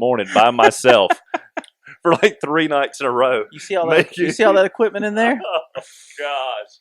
Yeah. It was awful. We paid off her credit card with it, and she That's laughed good. about it. Yeah. But it was awful. It was miserable. No. It was absolutely No, you're miserable. still too close. I could smell. No, further away. Getting the fumes here. I'm literally at the end of the driveway in the pitch black dark, freezing, trying to spray paint something I can't see because when I did it on the porch, you could still smell the fumes. But I ran my own at a personal training company when I was married, and my first client was at 5 a.m. every morning, right? Mhm. God forbid I made any kind of noise or anything that stirred her. Not about pregnant, just like in general. She had to be at work at 9. It was very fair for me to possibly disturb her for a brief moment as I got ready at 4 a.m. So for years, I used to get ready by cell phone light. Felt like you were back in Ranger School or something. I was like, why am I sneaking around like a dumbass ninja? And I'm like, I'm going to make money for our family, and I have to sneak so I don't even like startle you Disturb anyone. in the least bit. And then when I get back at 8, after I've worked for 3 hours, I've trained like 2, so 6 people. I've trained 6 people. Still have to be quiet. She's not getting up at 8. Getting up at 8:30. So I have to get my daughter up, get her quiet. I was like, how did I come to this level? Like, why is this not supposed to be like that? I can tell you how they came to that level. That was the other. So that New was the York other is party. legalizing sex workers, so they can no longer lord that over people. It's allegedly under the guy. So I think we talked about this. Mm-hmm. I used to think that it was like people who were like overly religious that were against the legalization of sex workers. I thought about it, and I heard somebody talk about it, and I was like, no, it's women. Yeah. Because if that's legal, and you could just like, if you're having like a rough day, you can just go drop a Zero hundo. leverage. There's no leverage. You don't have to put up with anything. You're like, oh, cool. You're an asshole? Got it covered. I'm set. I'm all set. I'm going to go handle that. Then I'm going to go hang out with my friends. Like, I'm good. Check box is checked. Dude, think about that. It's women that don't want that legal. There's no more leverage. You can't be angry for no reason anymore. You have to be normal and Just deal with the bull. go ahead and say victimless crime. That's the only thing missing from this right now. It's a victimless crime. I'm not saying it's a victim's crime. I'm Everybody's saying getting something out of it. as it. It's the oldest profession, right? Beneficial. And if crime. the argument is if it's legal, they can seek like police help if anything bad happens. Mhm. You know, all those kind of things, right? Like it's going to happen. So like if it's legal in the way that they're not a criminal too, where if somebody beats them up, they can go talk to a cop about it because that's normally the thing they argue against. Yeah. But like the people against legalization, I was like, it has to be women. There's like literally. Then they unionize and you're in the same boat. That's the way it goes. The wage goes up so high, you're like, This is you're like, tipping. "Nah, It's tipping God, on it's easier to go home and get married. I'll just get married. I'm not dealing with this. What happened to my punch card? You said this was good for a year. You said this punch card was good for a year. I heard the story on why they shut down Backpage. You know what Backpage is? I haven't heard the story. Like I know it was shut down because for like whatever. So like, Sex. What's Backpage? It's like Craigslist for sex, right? yeah, like it's the black market. Like Backpage was a website that It was a dirty Craigslist. I mean Gotcha. it was No more detail needed. encrypted. No more Right, detail needed. right. He summed it up right yeah, there. you could do anything on Backpage. Dirty but- Craigslist. Yeah, Like, no, I had to- dirty Craigslist. Yeah, no, so they shut it down. And anyways, I heard I think it was a podcast I heard on it, but it was basically it put all these sex workers, these women that were using Backpage, almost like a Tinder or something. I mean, you could get you could use that as a filter of who you wanted to do, and then not only that, but you didn't have to go through a pimp or whatever the version is of pimp nowadays. But I think it's still pimp. is it? I don't know, but like Going back I to Deuce don't Bigelow. know if they It's a come up with a new word for It's that. a male madam. Yeah. So basically, they said that now that the Backpage is shut down, there's so many sex workers using Backpage and like self-enterprise, like entrepreneurial spirit coming out, I guess. But Not there working the isn't. corner anymore, dude. Now they're back in the streets, and they're saying that it's actually increased sex crimes and domestic disputes, but violence in that industry. You said we were going to talk about current events tonight, Yeah. and you know what I've learned? We read very different articles. My Google search engine is very different. Exactly. It's very, very. Not. I mean, I read Google News all the time. No, well, I was asking a guy I work with, or a guy we use a lot, and he's like, "Man, we were at a hotel. He was and upset about. He was Backpage. upset about Backpage being shut down." I was like, "Man, so I ain't gonna lie, I used it a couple times." I was like, Get "Well, lonely on the what road. is it?" And he was telling me all about it. He said, "Man, but they shut that shit down." I was like, "Yeah, gotcha." Dude, a guy I went to law school with. He was a part of our little veterans group there. He was like, "So you ever been with an Asian lady?" I was like, "We're like drinking one day." I was like, I mean, yeah. What are you talking about?" Like, he's like kind of whispering. He's like, "You ever been to Green Door?" I think I know where this is going. Nope, don't do that. And he's like, "Bro, it's better than having a girlfriend." How so? And just like it went down this real dark hole. He's an ex-Marine. And he's like talking about all this stuff. And I was like, dude, those are prostitutes. He's like, no, man, they're sex workers. It's different. It's a fine line. He's It's like totally He's different. like, dude, those are masseuses. But they have an extra service they offer. They're sex workers. It's not a prostitute. Like they're not like on the street. They're in a massage parlor. I was there for the massage first. He's like, yeah. He's like, I got a massage. I was like, that's not all you got. Validation. He's like, the massage like completely wiped clean the whole prostitution aspect of it. He's like, no, but like I paid for the massage. It's like the tip was for the other. And I think this one likes me. And I was like, she does not. Bro. I was like, it's weird that you would think that because you paid her money for like Exactly. the thing you would normally get for free in a relationship. That stripper you're paying for lap dances likes you too. Dude, those women they're sharp. The ones near the military bases, you'd be like, I don't have any. I'm like, nope, it is the 16th. You got paid last night. Oh yeah, dude. And you're like, they know. Oh no, They know. I'm a rookie in an advanced game. I'm not ready for this. I've seen guys go in there and blow whole paychecks, man. Bro, Two- what else? two- What else? A private three. supposed to do with his $900? I'm sorry, $900 for the whole month. Yeah. His $450 every 2 weeks. Yeah, Dude. I've seen them go in there. I've watched people drop 500 easy, and dudes that earn 900 for the month. Yeah. Like drop 500 in a night at a strip club where he wasn't drinking. Yeah, and the Pacific Northwest are fully nude, so there's no alcohol allowed, right? That's the rule. So we would like keep like some Seagram 7 in the car and go run out, chug that, and then run back in, like sip on our Sprites. Big creepy little 19-year-olds at the strip club. Because there's nothing else for you to do. You can't go to a real bar. are you supposed to do? Hang out, and be normal? Oh man, I think we've got enough content for this episode. Though. Yeah, we that's a got good one. All right. way down Well, the road. Thank you, Ryan, for coming on. It was a good episode, man. Enjoyed it. Yeah. And I think that's a wrap. Yeah, call it right here.